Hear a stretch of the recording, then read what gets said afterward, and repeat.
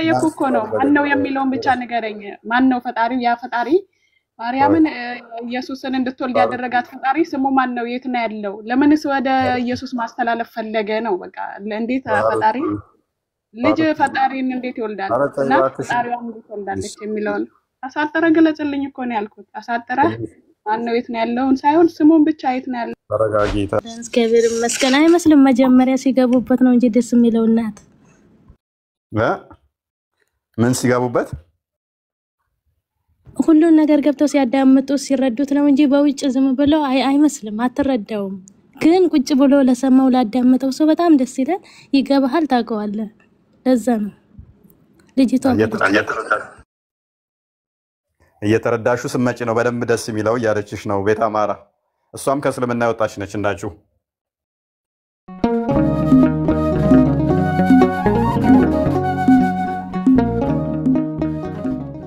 ወይኔ በላቸው። ኤኒዌይስ ሜቢ የእኛን አረዳድ የተወሰነ የምታውቂው አለ። ኢየሱስን ምን ብለን እንደምናምን ንገሪኝ እስኪ። እሱን የክርስቲያኖች አረዳድ እንዴት ይመስልሻል? የክርስቲያኖች አረዳድ ያው የማርያም ልጅ ነው እና ልጁ ጌታችን ነው ብላችሁ ነው አይደል የምታመልኩት? ማርያም የጌታችን እናት ናት ብላችሁ ነው። እኔ አሁን ግራ የተጋባሁት ሁለቱን የፈጠራቸው ፈጣሪ ማን ነው? እና ማርያምንስ ድንግል ሆና እንድትወልድ ያደረጋት ፈጣሪ ማን ነው? ከመረገዙ በፊት የት ነበር ያ ፈጣሪ ለማለት ነው። እና ስንት ፈጣሪ ነው ያለው? እሺ፣ ስለዚህ አንቺ የምትረጂው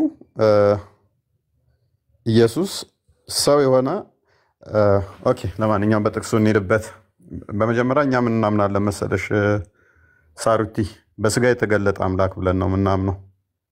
በስጋ የተገለጠ አምላክ አስቀድሞ በመለኮትነት ብቻ የነበረው ያ በመለኮትነት በሁሉ የት ነው ያለው ያልሹ? በሁሉ የሞላ በሁሉ ያለ ያ በስጋ ተገለጠ ብለን ነው ምናምነው። በስጋ መገለጥ ሜቢ እንዴት ነው የሚለው ላይ ግልጽ ለማድረግ ያህል ከቅድስት ድንግል ማርያም ተወለደ ብለን እናምናለን። ሎንግ ስቶሪ ሾርት አግኝተሽኛል ነው? ፈርዘር ማብራሪያ ትፈልጊያለሽ?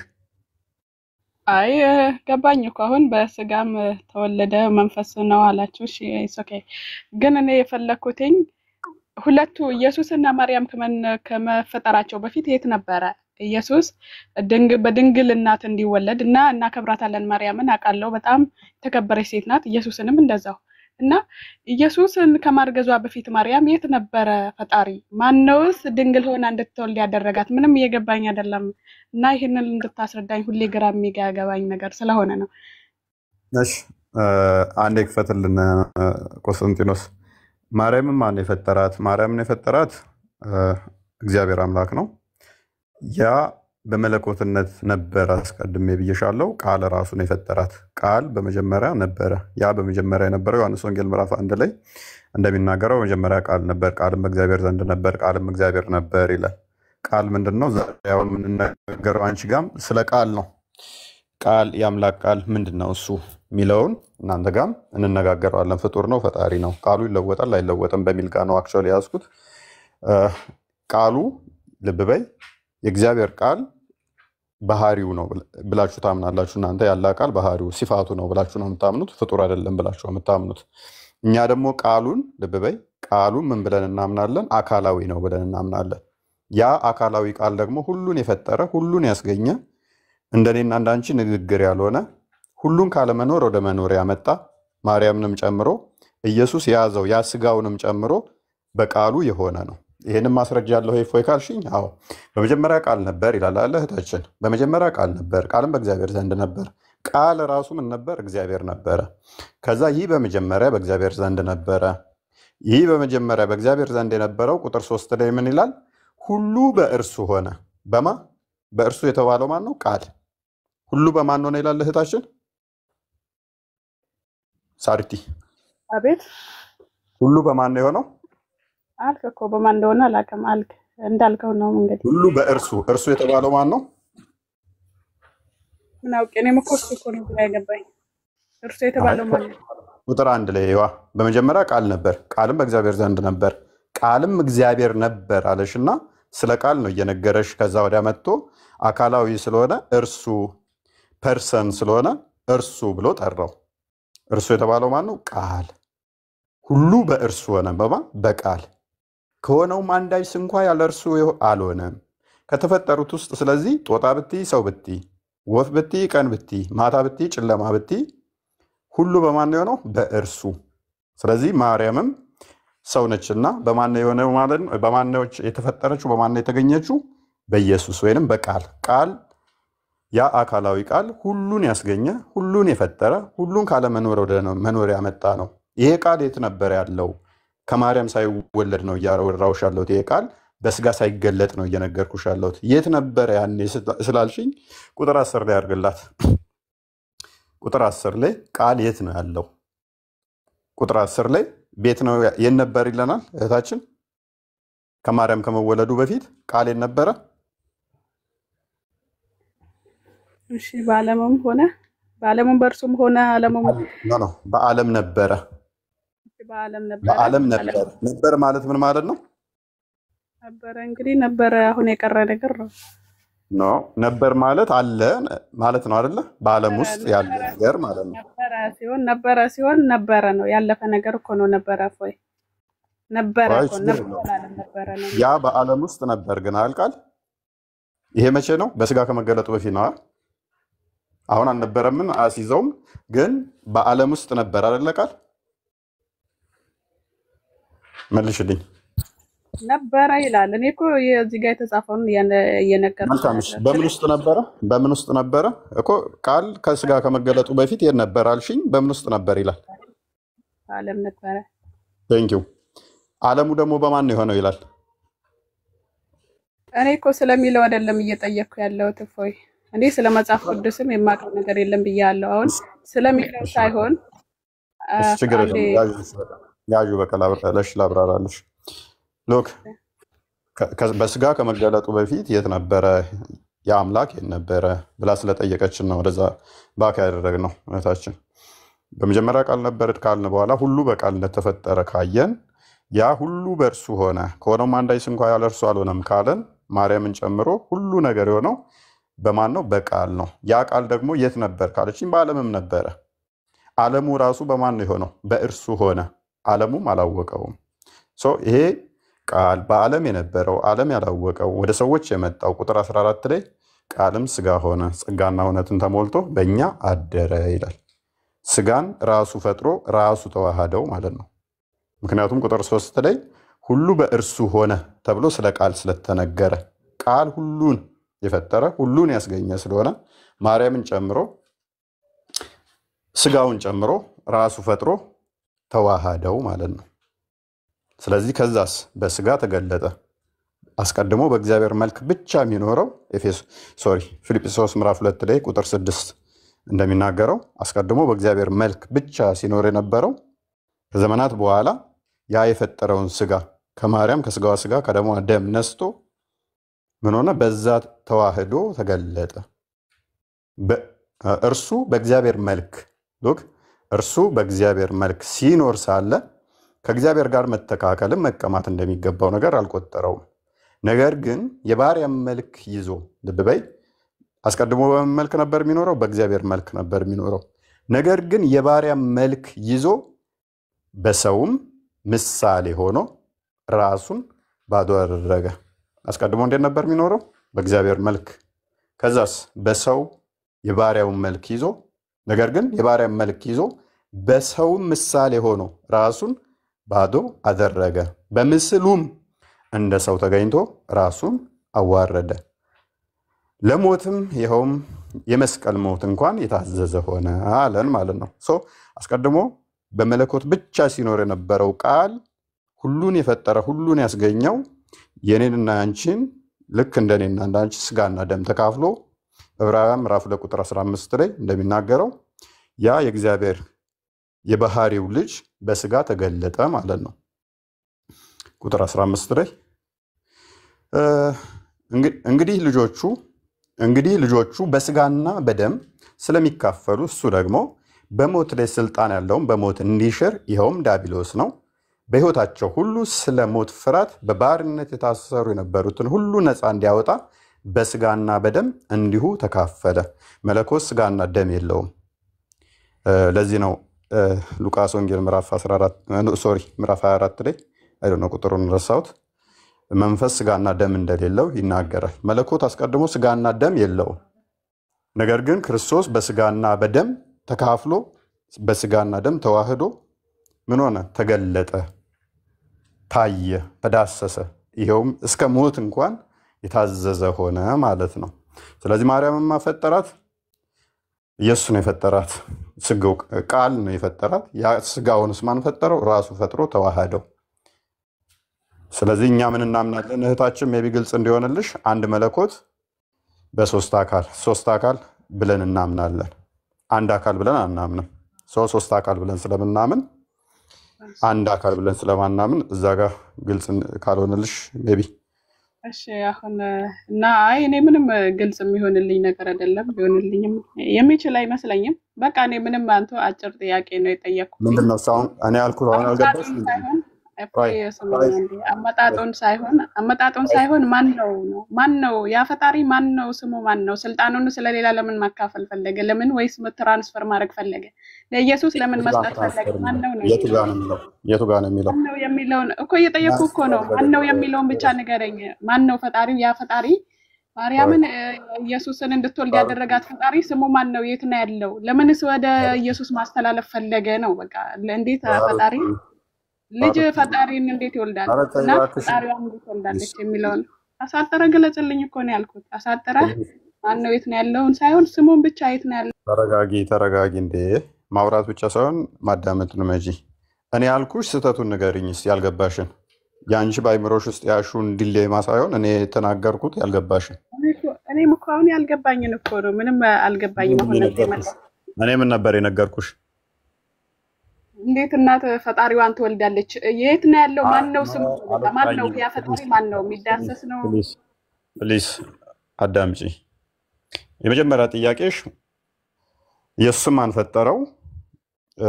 ልጁ ማን ፈጠረው? ማርያምም ማን ፈጠራት? አምላክስ በስጋ ከመገለጡ በፊት የት ነበር የሚል ጥያቄ ነው የጠየቅሽው። ስለ ቃሉ ምን ብዬ አልኩሽ? በዓለም የነበረ ሁሉን የፈጠረ ስለያዘው ስጋ ከሆነ ደግሞ ራሱ ፈጥሮ ተዋሃደው።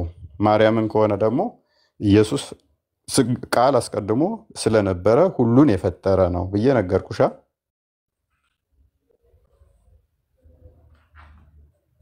ውዱ አድርገሻላ። የመጀመሪያ ጥያቄዎችሽ ስለነበሩ ያው በደንብ ነው እንጂ ብናደርገው።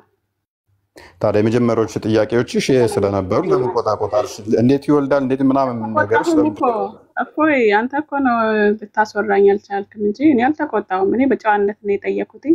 ለተንኮል አስቤ ምናምን ለማነጻጸርም አይደለም። እኔ ለማነጻጸር ልጁ እንትን አይደለሁም። እሱም ሳሪቲ ተቆጪ፣ ችግር የለውም። ከተቆጣሽ ደግሞ ሞር ደስ እያለኝ እኔ ደግሞ ይሄንን በቁርአንሽም አብሬው ፓራላሊ እንሄድበታለን ማለት ነው። እንደማያዋጣ አልቆጣም። ለምን እንደማልቆጣ ታውቃለህ? እኔ አልቆጣም። ለምንድን ነው የምቆጣው? እኔ አሁን ጥያቄ ነው እኮ የጠየኩ ማወቅ ስለፈለኩኝና እስካሁን ግራ የሚያስገባኝ ነገር ስለነበረ ነው እንጂ ጥያቄሽን እኮ እህታችን ፕሊስ አዳምጪ። በቃ አንደኛ ደረጃ ፓወር ትራንስፈር አደረገ። የሆነ አካል ለሆነ አካል ሰጥቶት ያ አካል ደግሞ ከዛ በኋላ አምላክ ሆነ ብዬ አላስተማርኩሽም እህታችን። ሶሪ እንደዛ ብዬ አልተናገርኩም። ሚስ ኢንተርፕሬት አድርገሽ የኔን ንግግር ለምንድን ነው አምላክ ስልጣኑን ለሌላ ማስተላለፍ የፈለገው ምናምን ብለሽ ስለተናገርሽ ማለት ነው። እንደዛ ብዬ አልተናገርኩም። በስጋ ተገለጠ ብዬ ነው የነገርኩሽ። መገለጥ ምን እንደሆነ ታውቂያለሽ?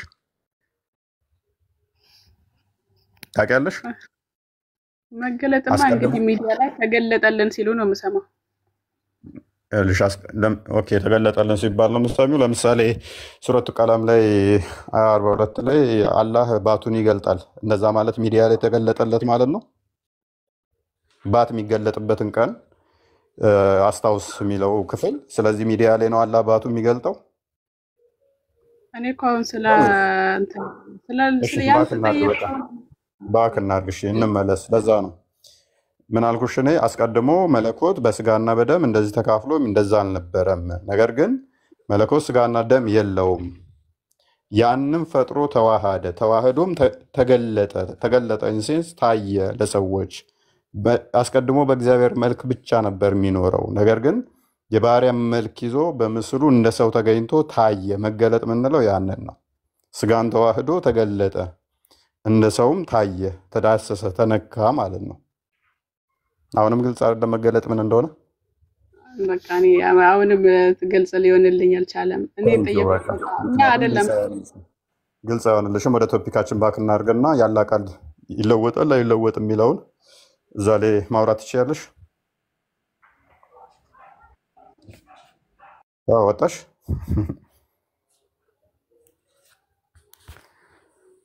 አማርኛ ግልጽ ይመስለኛል። የጠየቀችው እንደዛ ነው ነው ጥያቄዋን አላገኘሁትም። እንትን ማለት ነበር ወይ ማስደገም ነበረብህ? ያልኩትን ቃል ድገሚልኝ ማለት ነበር የነበረብህ። ማለት የሆነ አንዳንድ ጊዜ ጭንቅላታቸውን ደፍነውት ስለሆነ የሚመጡት በዛ ሰዓት ላይ እንትን እንደዚህ ድጋሚ ከምትመልስላት ሁለተኛ ጊዜ ይልቅ እንትን ብታስደግማት ጥሩ ነበረ። ያልኩትን እስቲ እዛው በፓራፍሬዝ አድርጊልኝ ብለህ ብጠይቃት ጥሩ ነበረ። ለምን ስለማትነግረህ ድጋሚ ጥያቄውን ስለምትሆነ የምታወራው ማለት ነው እኮ። ችግር እኮ ነው። የመጀመሪያ የጠየቀችውን እኮ እንትን ስላት ምንም ጥያቄዋን ሌላ ሽፍት አምላክ ይወልዳል እንደገና ደግሞ እንዴት ተወለደ ነው ወደሚል እንደገና ደግሞ ስልጣን ትራንስፈር ለማድረግ ምናምን አክቹዋሊ እንትን ለመያዝ ነው። ችግር የለውም። ኤኒዌይስ ወደ ቶፒካችን እንመለስና ሙስሊሞች ደጋግመው የሚያነሷቸውን መጽሐፍ ተበርዟል የሚል አርጉመንቶችን በተመለከተ ከዛው ጋር በተያያዘ የአላህ ቃል ይለወጣል የሚለውን እንመልከተው ማለት ነው። የአላህ ቃል ይለወጣልን? ሱራ 6:34 አንዴ ክፈትልን።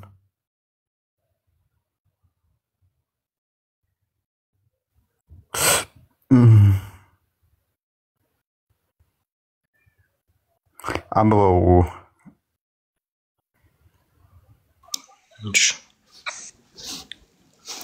ከበፊትም መልእክተኞች በእርግጥ ተስተባበሉ፣ በተስተባበሉትም ነገርን በተሰቃዩት ላይ እርዳታችን እስከመጣላቸው ድረስ ታገሱ። የአላህንም ንግግሮች ለዋጭ የለውም። ከመልእክተኞችም ወሬ የምትረጋጋበት በእርግጥ መጣለህ።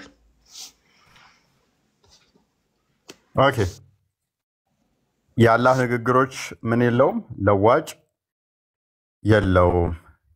ነሲቡ ይሰማል? ነሲቡ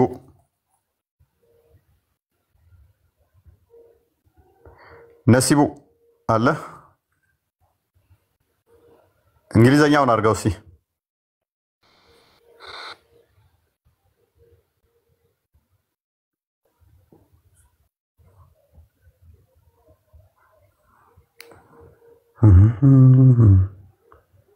ነሲቡ ሚዩት ነህ እያወራ ከሆነ። የለም ገብቶ ተኝቷን። ቀጥል ከመሐመድ ጋር።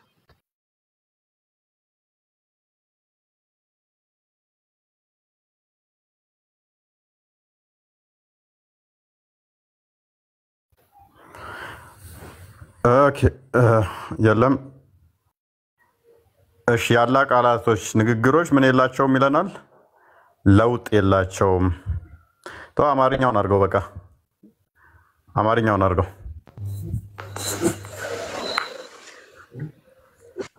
ሰላ እፎይ እንዴት ናቸው? አቤት አቤት። ሰላም ነው። ሰላም ነው። እንዴት ነህ? መልካም። ያላ ንግግሮች ቃላቶቹ ለውጥ አላቸው ይለወጣሉ ወይንስ አይለወጡም የሚል ቶፒክ ይዘን ነበር።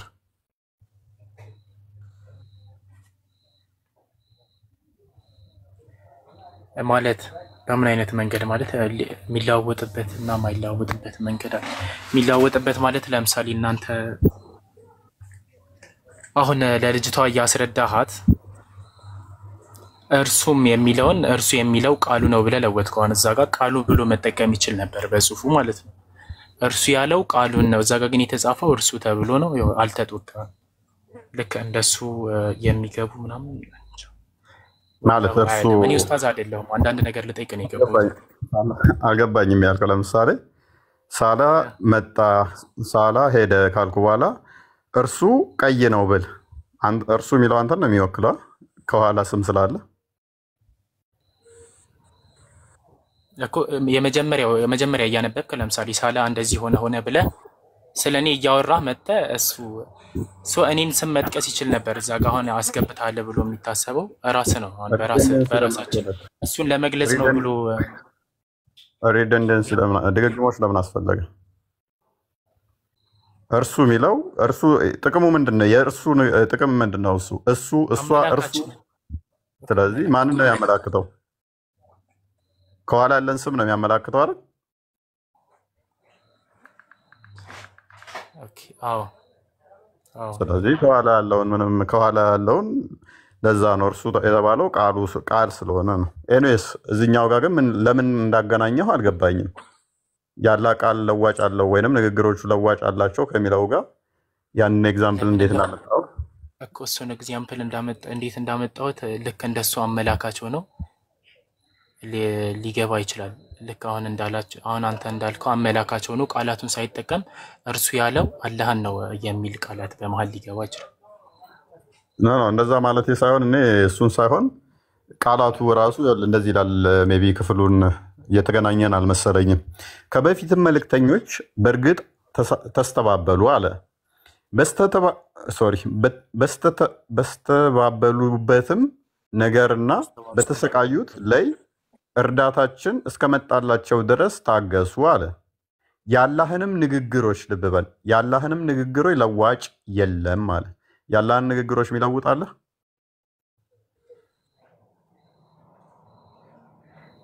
የለም። ያው የለም ብሎ እየነገረን አይደል? እዚህ ጋር የለም እሱ። ኦኬ። ስለዚህ የአላህ ቃላቶች፣ የአላህ ቃል፣ የአላህ ንግግር ማንም ሰው ሊለውጠው አይችልም ማለት ነው። የአላህ ቃል የሚባሉት ምንድን ናቸው? የአላህ ቃል ቁርአንና ቁርአን እንዳለ ሙሉ ቁርአን የአላህ ቃል ነው። ዘቡርና ተውራት፣ ኢንጂል የአላህ ቃል ናቸው አይደሉም? ሐዲስ እነሱ ግለሰብ የከተው የአላህ ቃል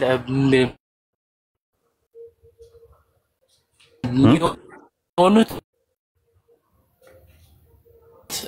እኔ ጋር ነው እየተቋረጥክ ነው። እኔ ጋር ነው ተቋርጧል። እሱ ጋር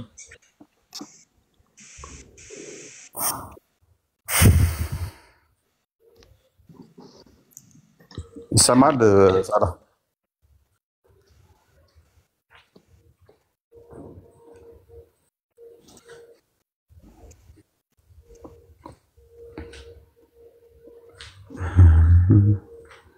ሳላ ይሰማል። ቁርአንና ቁርአን ብቻ ነው ያላህ ቃል ነው ብለን የምናምነው። ቁርአን እነሱ የወጡት አሁን ተውራት። ኦኬ ስልክ ገብቶብህ ነው ያለው ስልክ ተቋርጬ ነበር፣ ተመልሻለሁ። መልካም። ያላህ ቃል ትሰማለህ? ያላህ ቃል ተውራትና ኢንጂል ዘቡር ያላህ ቃል ናቸው አይደሉም? ትሰማለህ? አልሰማም። ይሰማል። አሁን ዘቡርና ኢንጂል ያላህ ቃል ናቸው አይደሉም?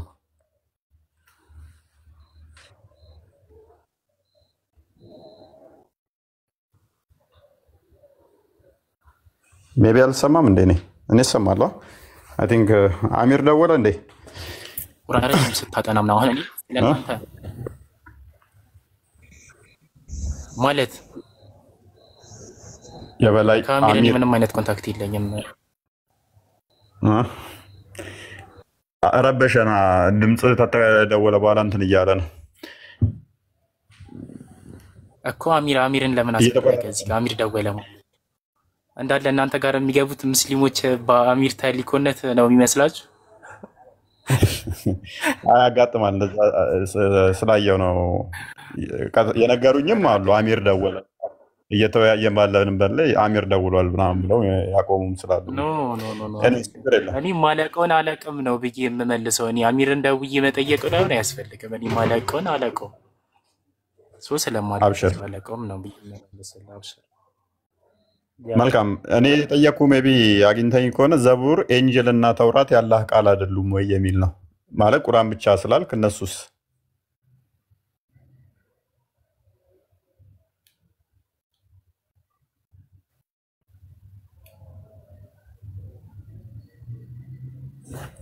ሰምተኛ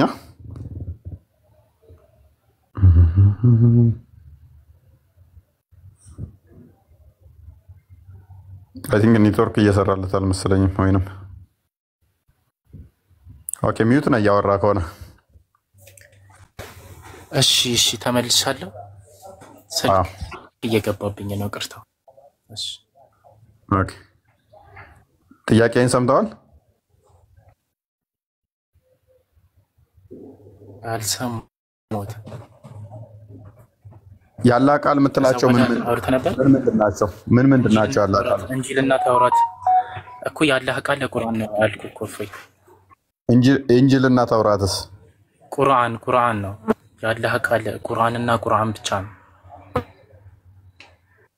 ስለዚህ አላህ የተናገረው ቁርአን ላይ ብቻ ነው እያልከኝ ነው? አስቀድሞ በእንጂልም በተውራትም አልተናገረም ማለት ነው። ስለዚህ እስልምና የጀመረው በሙሐመድ ጊዜ ነው ማለት ነው። ምክንያቱም ቁርአን ብቻ ከሆነ ያላህ ቃል አስቀድሞ ንግግር የለውም፣ ለማንም አልተናገረም ማለት ነው።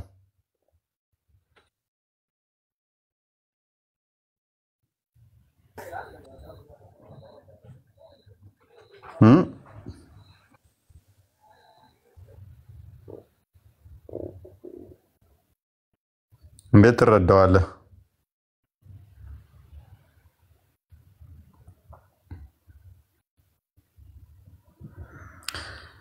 ኦራይት እሺ። እስላም ነው ህይወቴ። ሳላ አስተካክል እሺ። ወይንም ስልክ መልስና ተመለስ።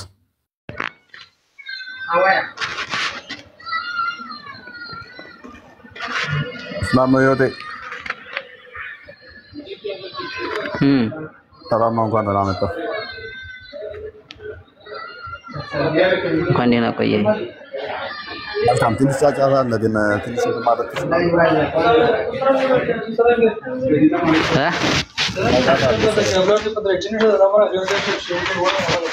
የለም የሆነ ይሰማል። ጫጫታ አለ በእውነት። እኔ እንደማልዋሽ ዶሮ እንደማይሸና ታውቃለህ። ያው ስትዘጋው ጸጥ አለ። አንተ ጩኸቱ እራሱ አንተ አትዋሽም። ኢና ሊላሂ እኔ ከዋሸሁ እናማ በቃ ምጽአት ቀን ደርሷል ማለት ነው። አንተ እንደው በውሸት አይደል የተመሰረትከው ሲጀመር? ኧረ ተው ተው። አሁን እንደ ሐናን የሚለው የረሱል ወደ ሐናን የረሱል ኡመት የሚል አሁን በሰው ስም ለምን ትነግዳላችሁ? አሁን ይሄ አንድ ውሸት ነው። ኢስላም አይዞህ። በጣም ይረብሻል። አስተካክል እሺ፣ አስተካክል ድምፅ። ሐናን ጸሎት አድርጉላት። እግዚአብሔር ከረዳት ትመጣለች። እኛ የሚጠበቅብን ጸሎት ማድረግ ነው እንጂ ማደናገር፣ ማወዛገብ ነይ እንደዚህ ሁኝ ብለን እንትን የምንላት ልጅ አይደለችም። አይምሮዋ የምትጠቀም ልጅ ነች። አይምሮዋን ተጠቅማ እግዚአብሔር ከረዳት ትመጣለች ማለት ነው። አይ እንደው ቶፒኩ ላይ አውራ።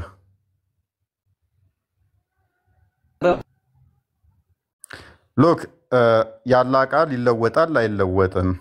ያላህ ቃል ይለወጣል ወይ የሚል ጥያቄ እየጠየቅን ነው። ሙስሊሞች ለምንድን ነው እሱ ድፈሩ እንጂ ያላህ ቃልስ የምትሉት የቱን ነው? ምንድን ነው ያላህ ቃል? ቁርአን ብቻ ነው ካላችሁን ቴንኪው። ለዚህ ነው እስልምና ከመሐመድ በፊት የለም እንላችሁ። አያስቀድሞም የበፊቶቹም ካላችሁ ደግሞ ሌላ አርጉመንት አለን። ስለዚህ ያላህ ቃል ምንድን ነው? ይሰማል? ኢስላም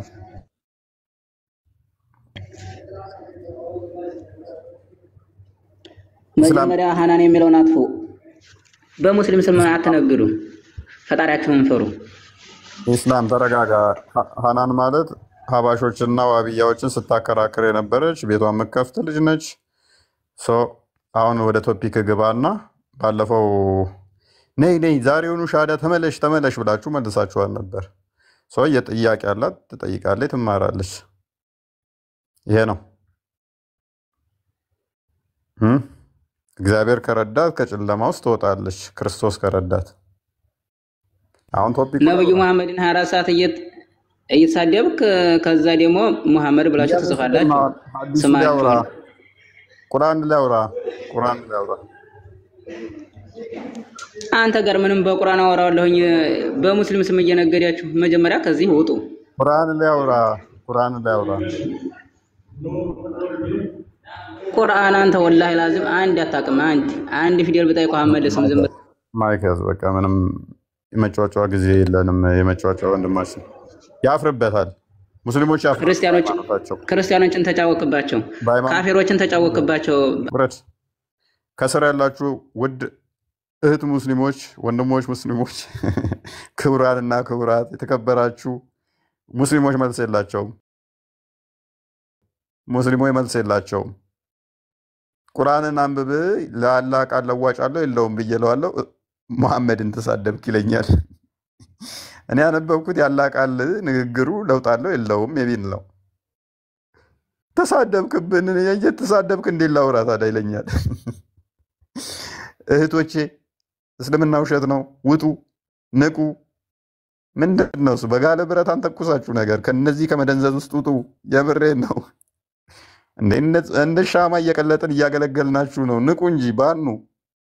እስልምና ውሸት ነው። እስልምና ውሸት ነው።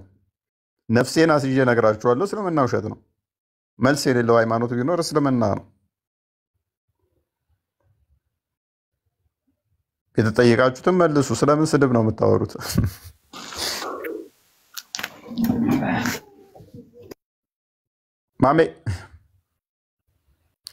ማም ነው የሚለው 4 እንዴት ነህ?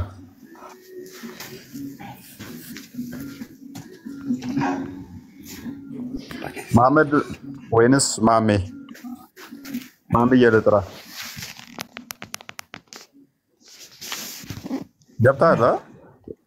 ኧረ ተው መሐመድ 433 መሐመድ 433 ኧረ ገብተሃል ወንድማችን፣ ተነስ ምናምን ትላለህ እንዴ? ገብተሃል እኮ ቤቴ ውስጥ።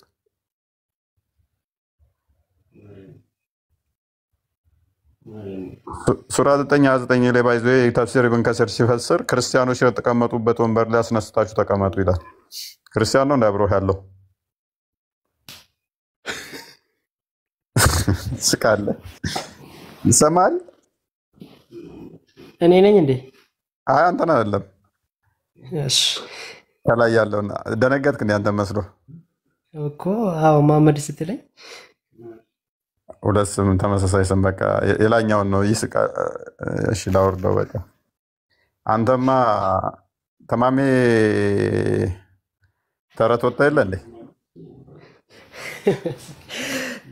በጣም እሱማ ተማሜ ተረት የወጣን አንጠይቅም ዛሬ ትላለህ። የማሜ ተረት ውስጥ አሉ። አብሽር አጎቴ በሽር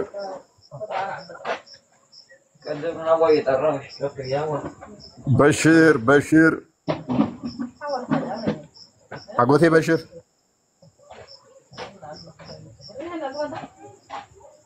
አጎቴ በሽር አለ።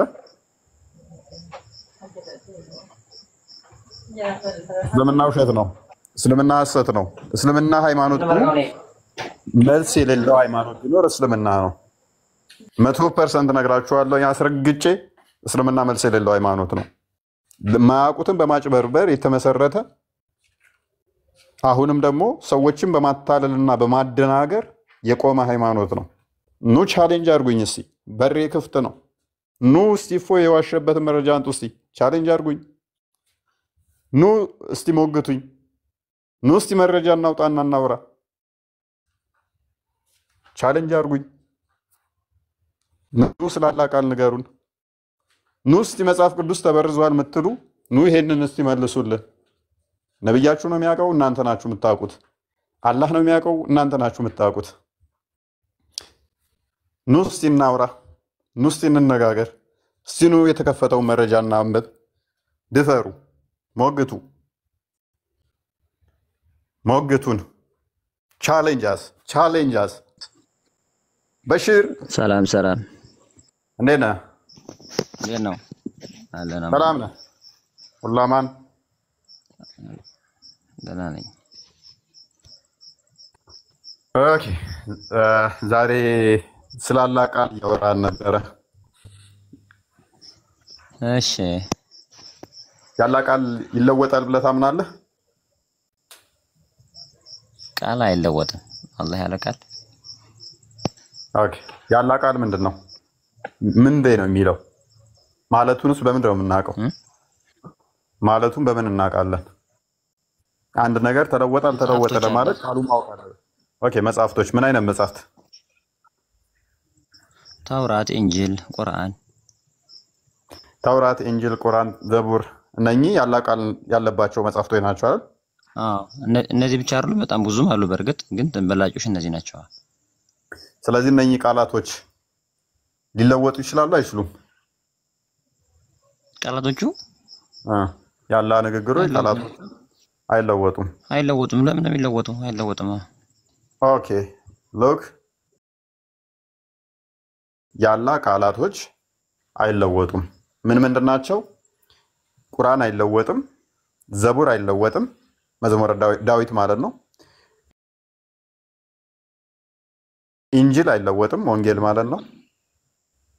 ሱራ 9:31 ክፈትልኝ። ቁርአን ተሳስቷል ማለት ነው። ነብይ ብለው ነው እንጂ የተቀበሉት አምላክ አይደለም ብሎናል። ሱራ 9 ከእነርሱ በቀር እሺ 30 አድርግልኝ አንዴ 30 አድርግልኝ።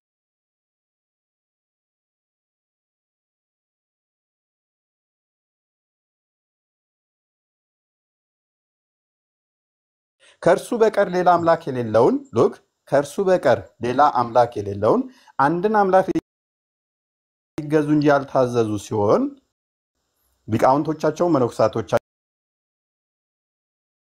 የመርየምን ልጅ አልመሲንም ካላ ሌላ አማልክት አድርገው ያዙ፣ ከሚያጋሩት ሁሉ የጠራ ነው ይላል። ኢቭን ምን አድርጎ ነው የሚለው? መነኮሳቶችንም ጨምረው ስተት ቢሆንም ምን አማልክት አድርገው ያዙ ነው እንጂ ነብይ አድርገው ያዙ ከዛ መሐመድን ስለካዱ ነው አይደለም የሚልህ ቁርአን። ስለዚህ ቁርአን ተሳስቶ ነው፣ አንተ ነህ ትክክል። አንተ ተሳሳተ፣ ቁርአን ተሳስቶ ነው ማለት ነው። ቆይ አልተሳሳተም። ግጥም አድርገህ ታውቃለህ ሁለቱ እንደማይገናኝ። እዚህ ላይ ስለእናንተ ነው የሚወራለ። ነብዩላህ ዒሳን የፈጣሪ ልጅ ነው ብሎ የተቀበሉት እንደማን ናቸው? ለነሳራዎች ሳይሆን ፈጣሪ ነው ላሉት። ከዛ ወደዚህ እኮ ብዙ ቅርንጫፍ እናንተ ኦርቶዶክስ እኮ ክርስትና እኮ ነበር አይደለ? ነብያችን መሐመድ ከመምጣቱ በፊት በአንድ ነብይነት አምነው ለነብዩላህ ዒሳ ነብያችን አንቀበልም ያሉት ነሳራ አሉ አይደለ? አምላክ ያሉም ነበሩ። ያለው በመጽሐፍ ውስጥ ነሳራ ነው የሚላቸው፣ ክርስቲያኖችን ነሳራ ብሎ የሚያስቀምጣቸው ግን ሰሃባዎች አንድ አይደለም። ሁለት ርዕሱ ይለያያል አልኩ እኮ። አንድ ነው። አንድ አይደለም። አንድ ነው። ምክንያቱም ይሄንኛውንም ክፍል ነሳራ ብሎ የሚያስቀምጠው እስኪያስ እሺ፣ አንድ ከሆነ ነሳራ ማለት ክርስቲያኖች ናቸው። በመሰረት አንድ ፈጣሪ ብለው አጎቴ አንድ ሙፈሲር ልታመጣልኝ አልችልም። ተቃራኒ ናቸው የሚል አንተ ባልከው መሰረት አንድ ሙፈሲር ብጠቅስ ከሀባሾች የፈለከውን ጥራና እሱ እንደዛ ብሎ ነው አምጣልኝ። ምን አለ የሙፈሲር ጋር ምን አለ? እኔ በግልጽ የተነገረ እኮ ነው። እዚህ ነው ያዩታል። ምን ብሎ ሙፈሲር አስኬደኝ? ምክንያቱም ሰሃቦች ናቸው አይደል ይሄንን በደንብ የሚረዱት። አንተ እንዳልከው አንድ አልኩህ እኮ አንድ አምጣልኝ። ቁርአንህ እኮ የትም አያፈናፍንህም። በቃ ነብይ ብለው ስለያዙ ነው የሚል ለምሳሌ አንድ ጥቅስ ስጠኝ ብዬ አላስጨንቅህም። አይደለም ከቁርአንህ ላይ ከሐዲስ ላይ ማምጣት እንደማትችል ስለማቅ ማለት ነው።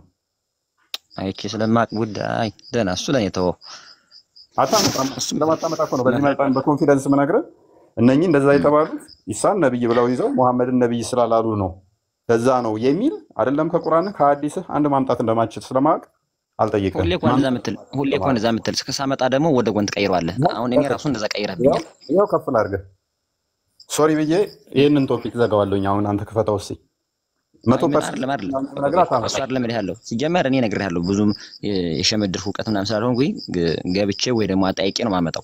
ያን ካመጣው በኋላ ከሁለት ቀን ከሶስት ቀን ከገባው በኋላ ልክ የውሻው ታሪክ እንትን እንዳልከኝ ወደ ጎን ወደ ሌላ ስለምታዞርብኝ እኮ ነው እንጂ እኔ አሁን እነዚህ አለች እንደዛ የሚል አለ እያልኩ አይደለም። እኔ መቼም አታመጣም መቼም አይመጣም እያልኩ እኮ ነው። እኔ በኮንፊደንስ አታውቅም አንተ አታውቅማ ቁርአን መሻወቅ ከሆነ አንተ በአማርኛ ነበርኩ እንጂ እስኪ አንድ ሱራ አቅራቢ እስኪ ችግር የለውም። እኔ አረብኛ መሸምደድ ግዴታ አይጠበቅብኝም እኮ ኮንሰፕቱን ሳትረዳ አረብኛ የሸመደዱ ብዙ በእኛ ግዴታ ነው። በእኔ ግን ግዴታ የለብኝም። እኔ ማወቅ ነው እንጂ የሚጠበቅብኝ። ብዙ እህቶች አሉኝ ሙስሊሞች ወደ ክርስትና የመጡ ቁርአኑን ማን ነው ከኔና ከነሱ የሸመደደው ብትላቸው ሙሉ ያፈዙ አሉ። ቁርአኑን ሙሉ አፍዘውታል። ትርጉሙን እንኳን አያውቁትም በስርዓት። ሜቢ አንተም አፍዘዋል። እኔ ብጠይቀህ አላፈዝኩትም። እኔ ነገር እኮ ነው ብዙም አልተማርኩም እኮ ብዬ እኮ ያ ነው ችግሩ።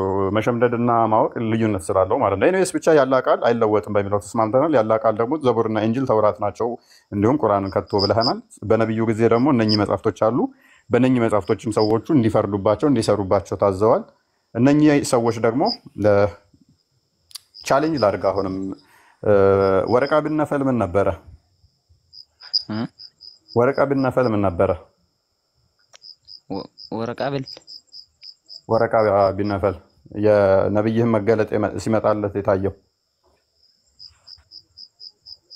ነብይ ትሆናለህ ያለው ነብይ ትሆናለህ ያለው ኢራ ዋሻ ላይ ምናምን የተባለ ነው። ምንድን ነው እሱ ሰውዬ እንደዚህ ያለው? ምን ሰውዬ? ሰይድና ጅብሪል ነው መሰለኝ እንደዚህ ያለው። እምነቱ ምን ነበረ? ማን? የወረቃ ቢነፈል አልተረዳኝም። ወረቃ ቢነፈል የምትለው አልተረዳኝም። እኔ አላወቅሁትም፣ ይቅርታ።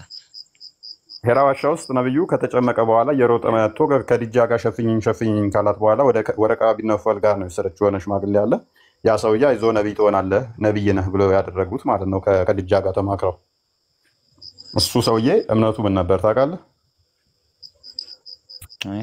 እንግዲህ ነቢያችን ነቢ ከመሆናቸው በፊት ከሆነ ወይ ነሰራ ይሆናል ወይም ደግሞ እንደናንተ ፈጣሪ ነው የሚያምኑ ሊሆን ይችላል። ከሁለት አንዱ ክርስቲያን ብላችሁ እሱ ደግሞ መጽሐፍን የሚጽፍ ነበረ። ወረቃ ቢነፈል ኮንቨርትድ ቱ እንትን አድርግልኝ Christianity in the pre-Islamic period and used to write Arabic and write the gospel in Arabic as much as Allah wished him to write. ወረቃ ቢነፈል ከእስልምና ቅድመ እስልምና ከመምጣቱ በፊት ምን የሚጽፍ ነበር? ወደ እንትን የተቀየረ ወደ ክርስትና የተቀየረ ነበረ። ወንጌልን የሚጽፍ ነበረ። የዚህን ሰውዬ ታማኝነት ኦተንቲሲቲ ተተቀበላችሁ፣ ይሄ ሰውዬ ወንጌል የሚጽፍ ነበረ። ስለዚህ ወንጌል የማን መጽሐፍ ነው? የክርስቲያኖች መጽሐፍ ነበረ። ነብያችን አሁን እሷ ቆይ አሁን ያሳየኝ ሐዲስ ነው ቁርአን ነው? ሐዲስ አሳየኝ በአረበኛ ቡሃሪ ላይ ያለ ማለት ነው። ነሳራ የሚል ካልሆነ አልካፊር ምናምን የሚል ከሆነ አንተ እንዳልከው አሁን ክርስቲያን ብሎ ተርጉመታል በእንግሊዝ። እንግዲህ ክርስቲያን ካለው ነሳራ ማለት ክርስቲያን አይደለም የሚል አንድ አርጉመንት ልታመጣልኝ አትችልም አልኩህ እኮ። አንተ አምጣልኝ እስኪ በል አንድ ነው የሚል አምጣልኝ አንተ ነገር እኮ እንደዛ ብለው የሚጠሩት እያልኩህ እኮ ነው። ቁርአንህ እኮ ቅድም አሳየው አይደለም አምጣልኝ። አሁን ነሳራ ማለት ኦርቶዶክስ የሚል አምጣልኝ ቁርአን ወይ ሐዲስ አሳየኝ እስኪ በደንብ አንብቤዋለሁ። እሺ እኔ እኮ አልኩህ እኮ ይሄ እኮ የእናንተ ዲሌማ ነው። ነሳራ የሚባል የለው በጊዜው የሚጠሩት አረቦቹ ነሳራ ብለው የሚጠሩት አልኩህ እኮ። ሱራ 2:113 ክፈትለት።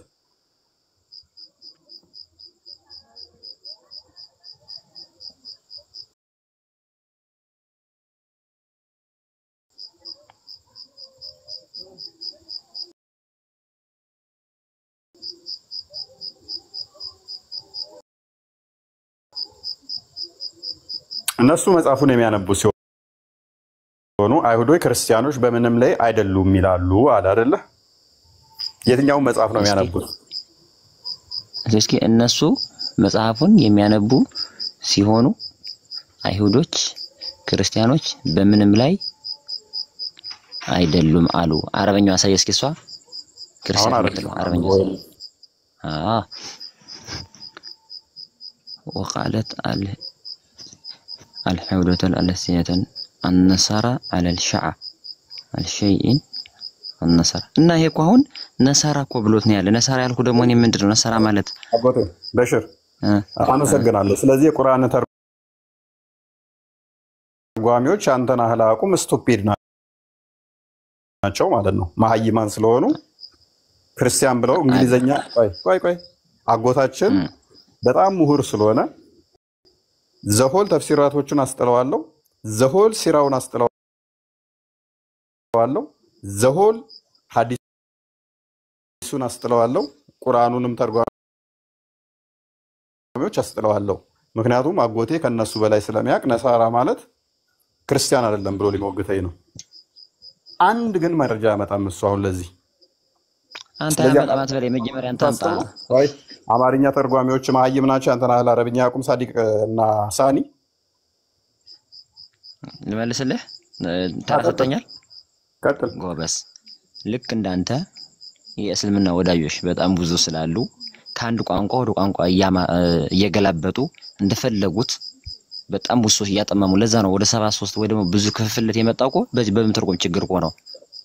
ልክ ብዙዎቹ ስላሉ ማለት ነው። ስለዚህ ከነሱ መሃል ማን እንደተረጎመ አቆቴ የፈለከውን ትርጉም አምጣ። ይሄ ነሳራ የሚለውን ክርስቲያኖች አይደለም ካልከኝ ቻሌንጅ አድርገኝ አልኩህ እኮ።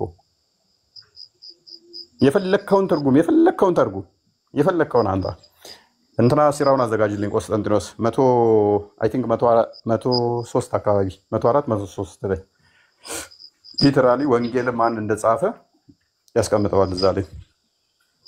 አፍጥና ጎቴ አንድ ጥቅስ ብቻ አምጣልኝ፣ አንድ ብቻ። ጊዜ ያስፈልገኛል እኮ እንትን ለማለት ደግሞ ምን ልበልህ። እኔ አብዛኛው ተርጓሚ ወሃቢ ናቸው። ምን ላድርግ? እኔ ቁርአንና ዋሃቢያዎች አይደሉም የተረጎሙት፣ አክቹአሊ ሀባሾች ናቸው ወደ አማርኛ የተረጎሙት። አዎ ቁርአን ዋሃቢያ እኮ ገና ስልጣን መያዙ ነው። ሳዲቅና ሳኒ ዋሃቢያ ናቸው። አይ ዶንት ቲንክ ሶ። አላቃቸውም ነው ተውተው ተነካከኝ ነው ማላቃቸውን እንትናተል ብቻ ነው ብዙ ላይ አሁን አፕሊኬሽኖች ላይ በቅንፍ እያደረጉ የሚከቱበት ለዛ ነው። በቅንፍ የእናንተን አረዳድ እያደረጋችሁ መከቱት ሀባሾች ስለሆኑ ነው። ዋሃቢያዎቹ ቢሆን ቀጥታ ትርጉሙን ብቻ ያስቀምጡ ነበረ። እናንተዎቹ ግን እሱን አትፈርድም። እነሱ ቅንፍ የሚያደርጉበታል። ዋሃቢያዎቹ ገና ስልጣን መያዛቸው አይደለ? ማን አርገው ሳውዲ አረብ ይዟት ኑሮ ለ200 ዓመት እንደፈለገው ነው። ሳውዲን ተዋት። እኔ ኢትዮጵያ ውስጥ ነው ያልኩህ። ስልጣኑ ላይ ገና እየመጡ ነው። አሁን ላይ ገና ፖዚሽን መያዛቸው ነው። እና አሁንም ታሳየኛለህ። ኢትዮጵያዊ ተርጓሚ የተረጎመውን አፕሊኬሽንም ታሳየኛለህ። አሁን የኢትዮጵያውንም አሳየው እንትኑንም አሳየው። ከፍል አድርገህና እኔ እኮ ቀላል እኮ ነው ለአንተን አፍን ለማስያዝ በቀላሉ ጠበሪን አውጥቼ እዘጋባሃለሁኝ። ነገር ግን እስቲ አንድ አምጣ አንተ አልኩህ እኮ ጠበሪ ታላቁ ሙፈሲርን አምጥቼ እዘጋባሃለሁኝ ሀባሽ እንደመሆነ። ራሱ እኮ ሁለት ጠበሪን ያለው ይለኛል። ከዛና ከዛኛው ካንተ አፍ የሰማዋት አጠበረኒና ጠበሪ ይለያያሉ። ጠበሪ ነው ያልኩህ። ማሙን ጠበሪ ነው ያልኩህ። አጠበረኒ እሱ ሌላ ነው። ጠበሪን ግን አንተ የሀባሾች ትልቁ ተቀባይነት ያለው ስለሆነ የትም እንደትፈናፈን ማድረግ እችላለሁ። ግን አንድ መረጃ ብጠይቅህ አሁን አታመጣም። ካላመጣ ደግሞ እንዱ ጊዜን እየገደልክ ነው አጎቴ። እንግዲህ ለማስረዳት ሞክሬያለሁ ያቀሜን። እንግዲህ ከዚህ በላይ ካልተፈለገና ታርጌት ሌላ ከሆነ ምን ማድረግ ይቻላል? እሺ አሁንም ቻሌንጅ ላድርግ በሌላ። እሺ ክርስቲያኖች የነብዩ ኢሳን ነብይ ብለው የሚቀበሉ መሐመድን የማይቀበሉ ነው የሚል ደግሞ እስቲ አንድ መረጃ አምጣልኝ። አንድ ብቻ። ምን ዳኢፍ ሐዲስም ቢሆን ዳኢፍ ቢሆንም ቁርአን ላይ ስለማታመጣ ዳኢፍ ሐዲስም ቢሆን ክርስቲያን የሚባሉት ባይዞ ልንገርህ፣ አንተ ባልከው ከሄድክ ክርስቲያን ብሎ የተቃወመ አንድ አታመጣልኝ። ምክንያቱም ክርስቲያን ብሎ ቃል በቃል አንድ ቦታ አልተጠቀሰም። ነሳራ ነው የሚለው። ክርስቲያን የሚል ጥቅስ በቃ እንደውም ልተው በቃ የለም መረጃም አልጠየቀህ። ክርስቲያን የሚል ቃል ብቻ አንድ ብቻ አምጣልኝ። አንድ ብቻ ቁርአን ውስጥ ወይንም ደግሞ ሐዲስ ላይ ፈቀድኩልህ። አሁንም ምን እንዴት አድርጎ ይገባል? የትኛው ከእስልምና ውጭ እምነት ሌላ ሆኖ የገባ ስም አለና ነው ክርስቲያን የሚኖር?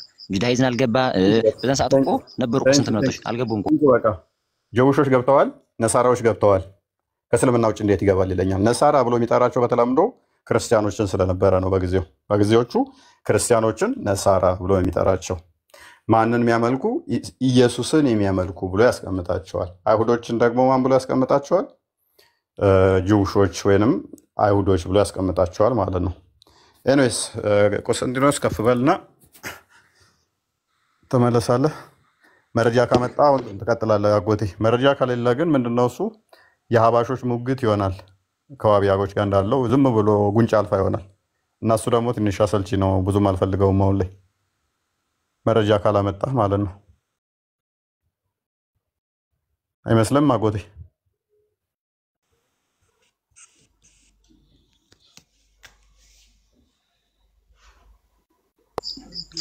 እኔ ደግሞ ሳላይ ዝም ብዬ እያወራሁ በላ ከሚት አድርጋችሁኛል። ማስረጃ ለማስመጣት ያስፈልገኛል ጊዜ ብያለሁ በግልጽ። አይ ሆነች እንደሌላው እኮ መረጃ ካላመጣ ደግሞ አስቸጋሪ ነው።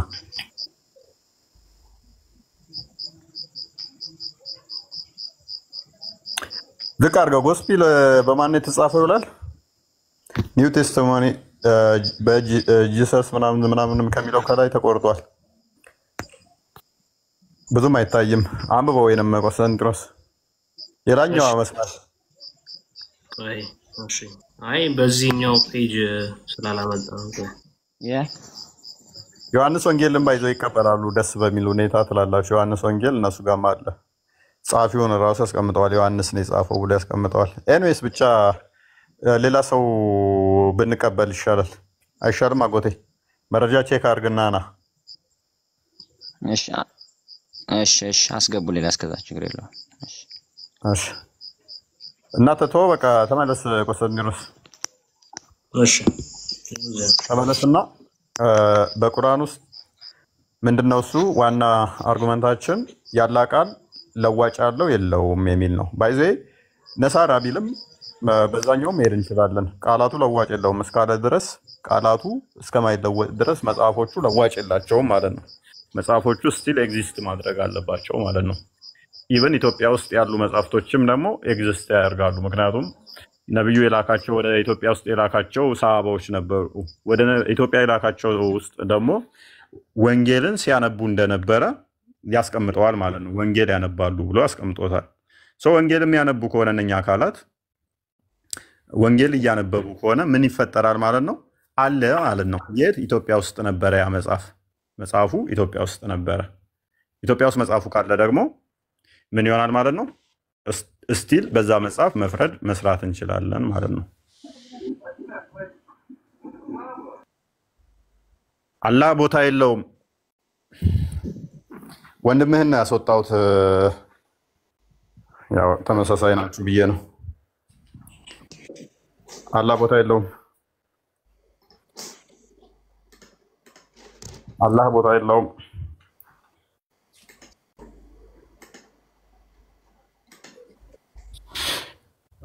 ዋብያ ካለ መልስላለሁ። ኮመንት አልኩኝ።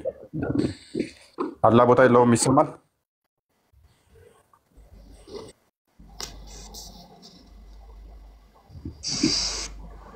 እናንተ ሰዎች አታወሩም እንዴ? ሰማችኋል? እኛ ይሰማል። ኦኬ ቀጥሉ። እሺ አውሩ። ስታክ አድርጓል አሁን ስልክ። እሺ ወርዷል። ሰው ላስገባ እንዴ? ና አስገባ። ሙስሊሞች አላስገባ።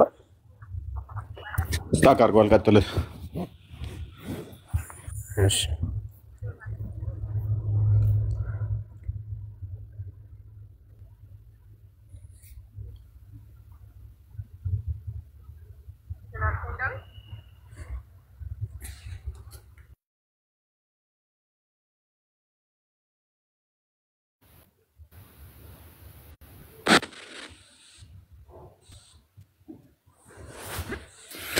ተመልሻለሁ። አሁን አለ። ኦኬ ማማ ያለሽ ዛሬ ሰላም አላለችን። ማማዬ ሀያት ቤት አማራ ሰላም ናችሁ? እፎይ ደህና ነህ? ሰላም ነው። እንዴት ነው? አለ መልካም። ሙስሊም ነህ?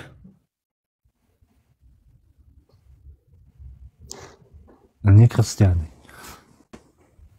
ኦኬ። ሙስሊሞች ነበር እየተቀበልን ያለ ነው። ምን ልታዘዝ? አይ በዛም ሙስሊሞች የኢሳያስ 9 እና 10 በመጠቀም ክርስቶስ አልተወለደም ብለው መከራከሪያ ያቀርባሉ። ስለዛ በዛውም ብታስረዳ ብዬ ነበር። አልተወለደም ብለው ይከራከራሉ። ሙስሊሞች? አንተ ምን አልካቸው? ተወልዷል አልካቸው? ስማ ተወልዷል ብዬ ማቴዎስን ሳሳያቸው ያ ስህተት ነው፣ ኢሳያስ 9 ላይ ያለው ምዕራፍ 10 ላይ ባለው ተፈጽሟል፣ ስለዚህ ስለ ክርስቶስ አይደለም የሚያወራው ብለው ተከራከሩ። ስለዚህ ኢየሱስ አልተወለደም ብለው ተከራከሩ ነው ወይንስ እዛ ላይ የተነገረው አልተፈጸመም ነው? አልተወለደም እዛ ላይ የተነገረው ስለ ኢየሱስ አይደለም ስለ ሌላ ንጉስ ነው ብለው ምዕራፍ 10 ላይ ያለው እንትን አመጡ። ምዕራፍ 10 ላይ ስላለው ማቴዎስ ምዕራፍ 2 ላይ ምዕራፍ 1 ላይ ያመጣው ኢሳያስ መጀመሪያ ኢሳያስ ምዕራፍ 9 ላይ 9:6 ነው። ማቴዎስ ትንቢት ምዕራፍ 10 ላይ ባለው ተፈጽሟል ብለው ነው እየተከራከሩ ያሉት። ደብል ፕሮፌሲ አለ። ነገር ግን እሱ ደብል ፕሮፌሲም አይደለም። ኤልግቦር ተብሎ የተነገረለት እዛ ጋር አለ።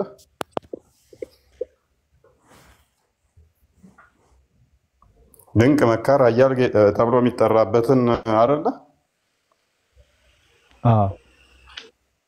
እኮ እንደዛ ተብሎ የተጠራ አካል አለ። አምላክ ተብሎ የተጠራ አለ። የሰላም አለቃ የተባለ ማን ነው? ክርስቶስ ነው። ሰላምን የሚሰጥ የሰላም አለቃ የሆነ ድንቅ መካር ኃያል የተባለ ማን ነው? አምላክ የተባለ ማን ነው? ክርስቶስ ነው። ዮሐንስ ወንጌል ምዕራፍ 14 ቁጥር 27 ላይ ሰላምን የሚሰጥ የሰላም አባት እሱ ነው። ሮሜ ምዕራፍ 9 ቁጥር 5 ላይ በስጋ እንደመጣ አምላክ በስጋ እንደመጣ የሚናገረው ክርስቶስን ነው። ማቴዎስ ወንጌል ምዕራፍ 2 ላይ ይመስለኛል ያ ትንቢት ደግሞ በነቢዩ የተባለው ተፈጸመ ብሎ ያስቀምጠዋል። ያ መድኃኒት የሆነው ጌታ ማለት ነው።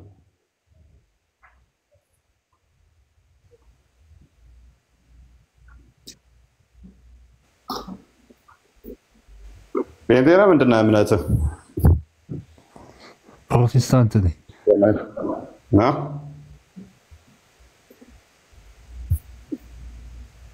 ፕሮቴስታንት። ኦኬ እናወራለን። በቃ እሺ፣ በውስጥ አውራኝ።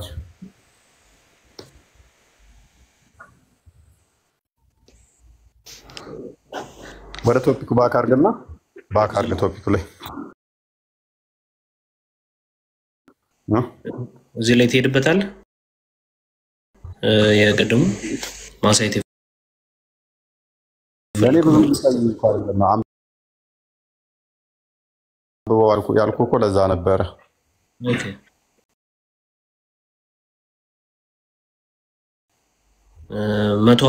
መቶ አራት ላይ it's extracted from what John the Apostle said down from them when he wrote the gospel for them from the testament of Jesus son of Mary ብሎ ያስቀምጠዋል። ከዮሐንስ የሐዋርያው ከእግሩ ስር ተቀምጦ የጻፈውን ወንጌል በኢየሱስ ክርስቶስ የማርያም ልጅ ብሎ ያስቀምጠዋል። እዚህ ላይ ያ ጸሐፊዎቹን ራሱ ያስቀምጠዋል። ዮሐንስ ወንጌል ማለት ነው። ዮሐንስ ወንጌል ደግሞ ማን እጅ ነው ያለው የሚለውን እናውቀዋለን ማለት ነው። እኛ እጅ ነው ያለው።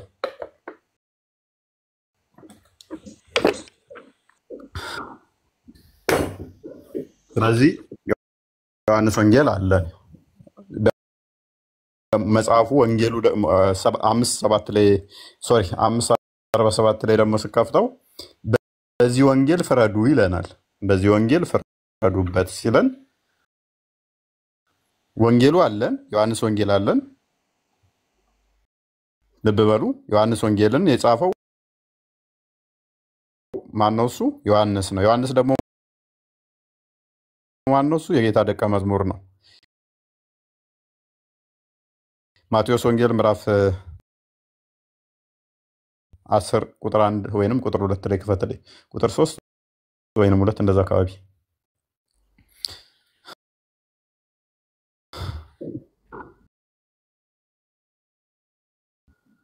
ዮሐንስ ማቴዎስ ወንጌል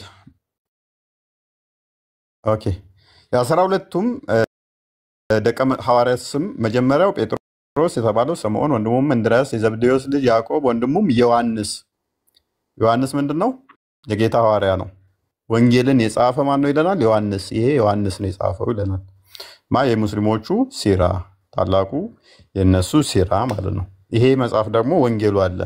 ይህንን ወንጌል ደግሞ ዮሐንስ ወንጌል ካለን ደግሞ 5:47 ላይ በሱ ወንጌል ፍረዱበት ይለናል።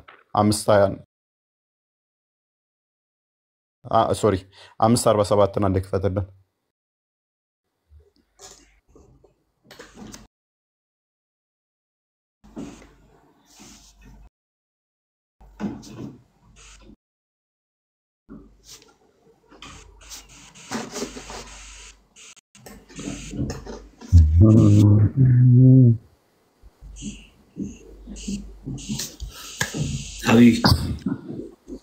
ኦኬ የኢንጂል ባለቤቶች በውስጡ ባለው የኢንጂል ባለቤቶች በውስጡ አላህ ባወረደው ህግ ምን ይበሉ? ይፍረዱ።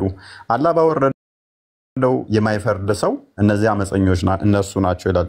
እንደውም እኛ የምንጠየቀው እንደ እስልምና እንደ ቁርአኑ አስተምሮ ወንጌሉን ይዘን በወንጌል አንመራም፣ በወንጌሉ አንፈርድም ካልን ተጠያቂ ነን። በወንጌሉ ምን በሉ ይለናል? ፍረዱ ይለናል ማለት ነው። ሱናን አቢ ዳውድ 44:49 ክፈትልኝ። ምንድነው እሱ? በኢንጂል ፍረዱ እያለን ነው። በወንጌል ፍረዱ። በወንጌል ማፈርዱ ከሆነ እጠይቃችኋለሁ እያለን ነው። ትቀጣላችሁ እያለን ነው። ሎክ ጠፍቷል ሳይሆን እያለ ያለው እንደውም ስሩበት፣ በሱ ፍረዱበት እያለን ነው። አንብበው። እሺ A group of Jews came and invited the messenger of Allah to Qaf. የገነሱ ትምህርት ቤት ጎበኛቸው። They said አቡል ቃሲም የሚባለው እንዲህ አሉ። አቡል ቃሲም one of our men has committed fornication with a woman. አንድ እንትናችን አንድ ወንድ ዝሙትን ፈጸመ ብለው ነገር ከአንድ ሴት ጋር so pronounce judgment upon them. ስለዚህ ፍረድበት ብለው ጠየቁት። They placed a caution of the messenger of Allah who said on it and said bring the Torah. እሺ ለፍርድ ተቀመጠና ከዛ በኋላ ቶራን አምጡ ብሎ ጠየቃቸው። ቶራ ከዛ it was then brought ከዛ ማመጡለት።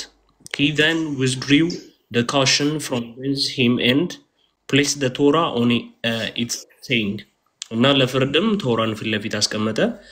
Then I believed in this and in him who revealed this. በዚህ መጽሐፍ አምናለሁ እርሱንም ባወረደው ይሄን መጽሐፍ ባወረደውም አምናለሁ አላቸው። He then said እንዲህም አለ bring me one who is learned among you. ከናንተ የተማረውን አንዱን አምጡልኝ አለ። ከዛ then a young man was brought እና አንድ ወጣት አመጡለት። The transmitter then mentioned the rest of the tradition of stoning similar to the one transmitted by Malik from Nafi ብሎ ይጽፋል። ከዛም በኋላ ውግራቱን እንደቀጠለ ነው የሚናገረው። መጽሐፉን እንደሚያምንበት ራሱም ተተናገረ በኋላ በዛ ውስጥ ያሉት እንዲፈርዱበት ነው ያደረገው። ሳዲቅ እንኳን ደህና መጣ። ሰላም እንዴት ናችሁ? መስገነው። ያላህ ቃል ይለወጣል ወይንስ አይለወጥም? እንትን ስላላ ቃል እንትን አያገባህም ማለት ነው። አሁን የማይችል ሰው አስገብተህ እንትን ከሚችል ሰው ጋር ብታወራ ይሻላል ማለት ነው። ለምን እኔንም ጨምሮ ምንም አናቅም ማለት ነው። ስለዛ ስለ ስላሴ እስቲ አስተምረን። ስለ ስላሴ አንተ እስቲ ፕሮፋይል ላይ ያለው ከኋላ ያለው ነው ከፊት ያለው ነው? አየካ አንተ አሁን ይሄን መጠየቅ ራሱ ምንም እንደማታቅ ነው አሁን የሚያሳየው ማለት ነው። ስለ ስላሴ አስተምረን እስቲ ስላሴ አንድ ነው ሶስት ነው ምናምን አሁን ያንተ አምላክ ማን እንደሆነ እኮ አታቅም አንተ።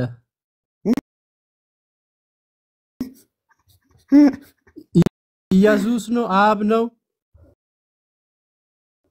መንፈስ ቅዱስ ነው አታቅም ማለት ነው። ዝም ብለህ ነው የምትማራው። ሳዲቅ ወይ የምሬን ነው የምር አምላክ ተወለደ ይባላል ምናምን አሁን ለሱ ይገባል። አሁን ኢየሱስ ተወልዷል ይባላ ነበር። ግን ጭንቅላታችሁ ይሰራል ያናንተ አሁን ለአምላክ ይገባል። ይሄ ሳዲቅ አይገባም የሚለው መስፈርት ምንድነው? እሱ አንተ ለአምላክ ይገባል አይገባም የሚል ለማለት ለአምላክ አንተ ነው መስፈርት የምታወጣለት? እሺ ሽንት ቤት እንዴት ይገባል አምላክ? እኮ ኢየሱስ አሁን ይጸዳዳ ነበር ማለት ነው። መቼም አንድ ሰው ካባላ ይጸዳዳል ማለት ነው። ይገባል ይሄ ባህሪ ለአምላክ? እሺ ተረጋጋ። እኔ ተረጋግቻለሁ። ጭንቅላታችሁ አይሰራም እንደ ክርስቲያኖች እኮ አዳምጣ። እሺ አዳምጥ። የሙስሊሞች ትልቁ ፍራቻቸው ምንድነው? እሱ አላህ አንፈራም። አሁን ከሚችል ሰው ጋር እስቲ አውራ። አዳምጥ። ትልቁ ስጋታቸው ፈጣሪ በሁሉ ቦታ አለ ሲባል እንኳን ሽንት ቤት ሊገኝ ነው ታዲያ ይላሉ። እና ሽንት ቤት ሲገቡ አላህ የለም ብለው ነው የሚያምኑት። እና ለዛ ነው በየትኛው እግርና ምገባው ነው በግራ እግራቸው ገብተው ነው በቀኝ የሚወጡት። እና እንትን ብለው ነው ወለ እንትን ሲሉ አለበለዚያ ቂጣቸው ውስጥ ሴጣን በእጁ ገብቶ ጨጓራቸውን እንዲበጠብጠዋል ይላል። እና አላህም አያስጥላቸውም ሽንት ቤት ውስጥ ማለት ነው። ከሽንት ቤት እንኳን ማዳን ማይችል አምላክ ብለህ አምላክን መያዝ በጣም ያሳፍራል። ኤኒዌይስ ግን ምንድነው እሱ? ቆይ ተረጋጋ።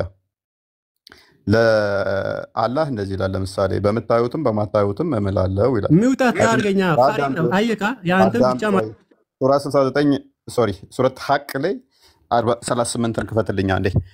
ስለዚህ በመጀመሪያ ደረጃ እኛ ፈጣሪ በሁሉ ዘዳግም 23ን አንብብ እስቲ። አንተ አምላክ እውነት ተኮላሽተሃል። እሱን የፈለከው አነብልሃለሁ። እንተ ተኮላሽህ ደግሞ እሱ ክፍል በደንብ አንተን ይመለከታል። አሁን አዳምጥ። ዘዳግም 23ን አንብብ እስቲ። ቁላ የተቀጠቀጠ የእግዚአብሔር ጉባኤ አይግባ ይላል። እስቲ አንብበው እኮ። ተረጋጋ። አንተም ተቀጥቅጠህ ከሆነ በደንብ ይሄንን አስረዳሃለሁ። ትገባለህ አገባ የሚለው ተረጋጋ።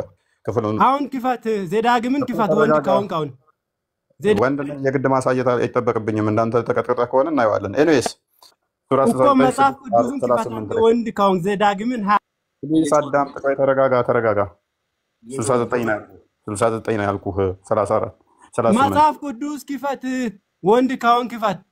ወዲስ አዳምጥ። ዘዳግም 23 ክፈት። ወንድ ካሁን ዘዳግም 23 አዳምጥ። ተረጋጋና አዳምጥ። መልስ እሰጥሃለሁ። ሁሉ ነው። ተረጋጋ። ሰው የሙስሊሞቹ ትልቁ ስጋት ምንድነው? እሱ አምላክ እንደ ሽንት ቤት ይገባል። ሽንት ቤት ውስጥ አምላክ አለ ማለት ነው። ምክንያቱም እነሱ የሚያስቡት ሴንስ እንደዚህ ሴንስ ኦፍ ኦርጋን እነኛ ያ አይደለም ባና ዝም ብለው ወራታ ለአምላክ አይገባም። ተመለሰ ግባ እና ልክ እንዴት ነው እኛ በአፍንጫችን የሚገማን ነገር አለ።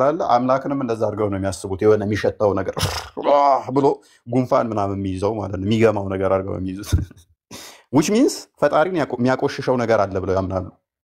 ፈጣሪን የሚያቆሽሸው ነገር አለ፣ ቆሻሻ እሱን ነክቶት ከዛ ያቆሽሸዋል ብለው ያምናሉ። ኢማጂን ሉክ ፈጣሪ ቆሽሻል ብለው ያምናሉ። የኛ አምላክ ሁሉን የሚቀድስ ሁሉን የሚያነጻ እንጂ የሚቆሽሽ አይደለም። ውሃ ሰውን ያነጻል አይደለ? ውሃ ሰውን ያነጣል። ቆሻሻ ከነካችሁ በኋላ በውሃ ስትታጠቡ ትነጣላችሁ። ውሃ ቆሻሻ ማንጻት የሚችል አምላክ ደግሞ እንዴት ነው እሱ ይቆሽሻል ብላችሁ የምታስቡት? ምን አይነት ጭንቅላት ነው? ምን አይነት ጭንቅላት ነው ወገን? ምን አይነት ጭንቅላት ነው የተሰፋላችሁ? ምን አይነት ጭንቅላት ነው የተገጠመላችሁ? ሽንት ቤት ከገባ እንደው ሽንት ቤት ውስጥ አለ ካልን አምላክ ይቆሽሻል ይገማዋል ብሎ ማሰብ በራሱ አምላክም ቦዲ ያለው አደረጉት። ፊዚካል ቦዲ ያለው የሆነ አንተ ካካሄዶ ልጥፍ የሚልበት አይነት አድርገው አሰቡት። አምላክ መንፈስ ነው፣ ረቂቅ ነው። ያንተ ካካሱ ላይ አይለጠፍበትም።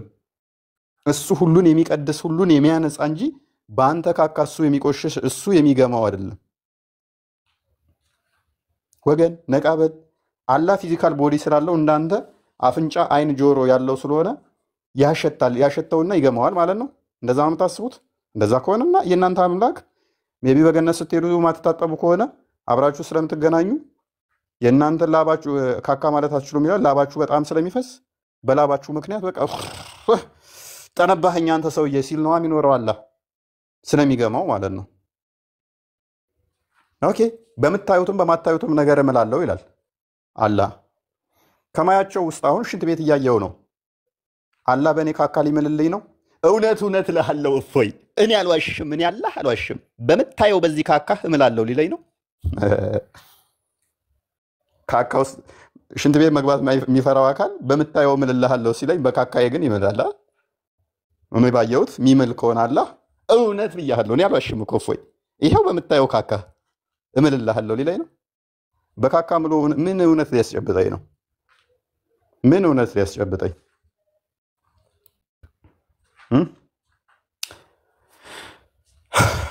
ድካም ብቻ ድካም ናችሁ እናንተ ሰዎች። እና ኤኒዌይስ ቢበቃንስ ይብቃን እንዴ?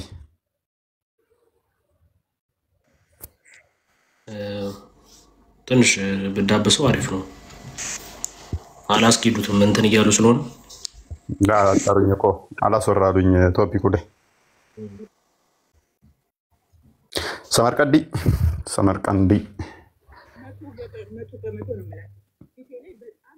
ሰመርቀንዲ አለ ይሰማል? ሰመርቀንዲ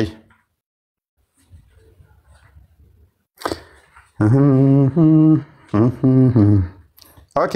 ሀያት አይሻ ቤት አማራ ጥያቄ ያላችሁ?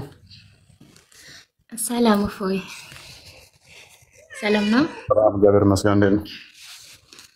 አለሁ ደህና ነኝ። ሁሉ ሰላም? ሁሉ ሰላም ይመስገን።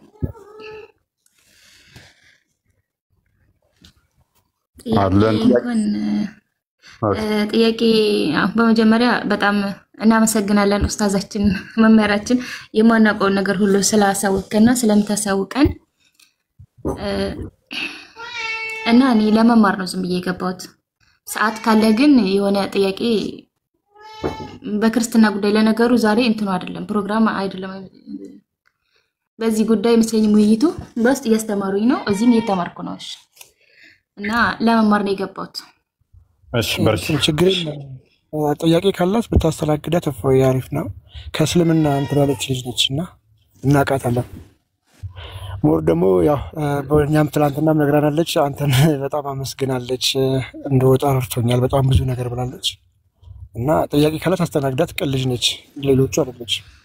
ወሬኛ አንተ ቀድሜ ነው ያውቃታለሁኝ። እኔ ነኝ መምህር የመደብኩላት አይደል? እኔ የመደብኩላት አይ እሷ አይደለች። መረች መድቦልሻል።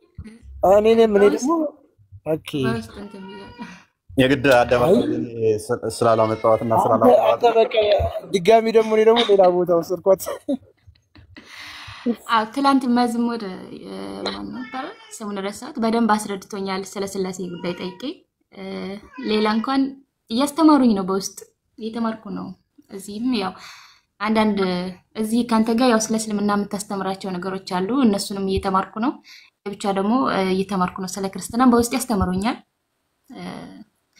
ብዙም እየተረዳው ነው። በርቺ። እንግዲህ አይምሮች ላይ ያለ ጥያቄ ካለ እንቀበልሻለን።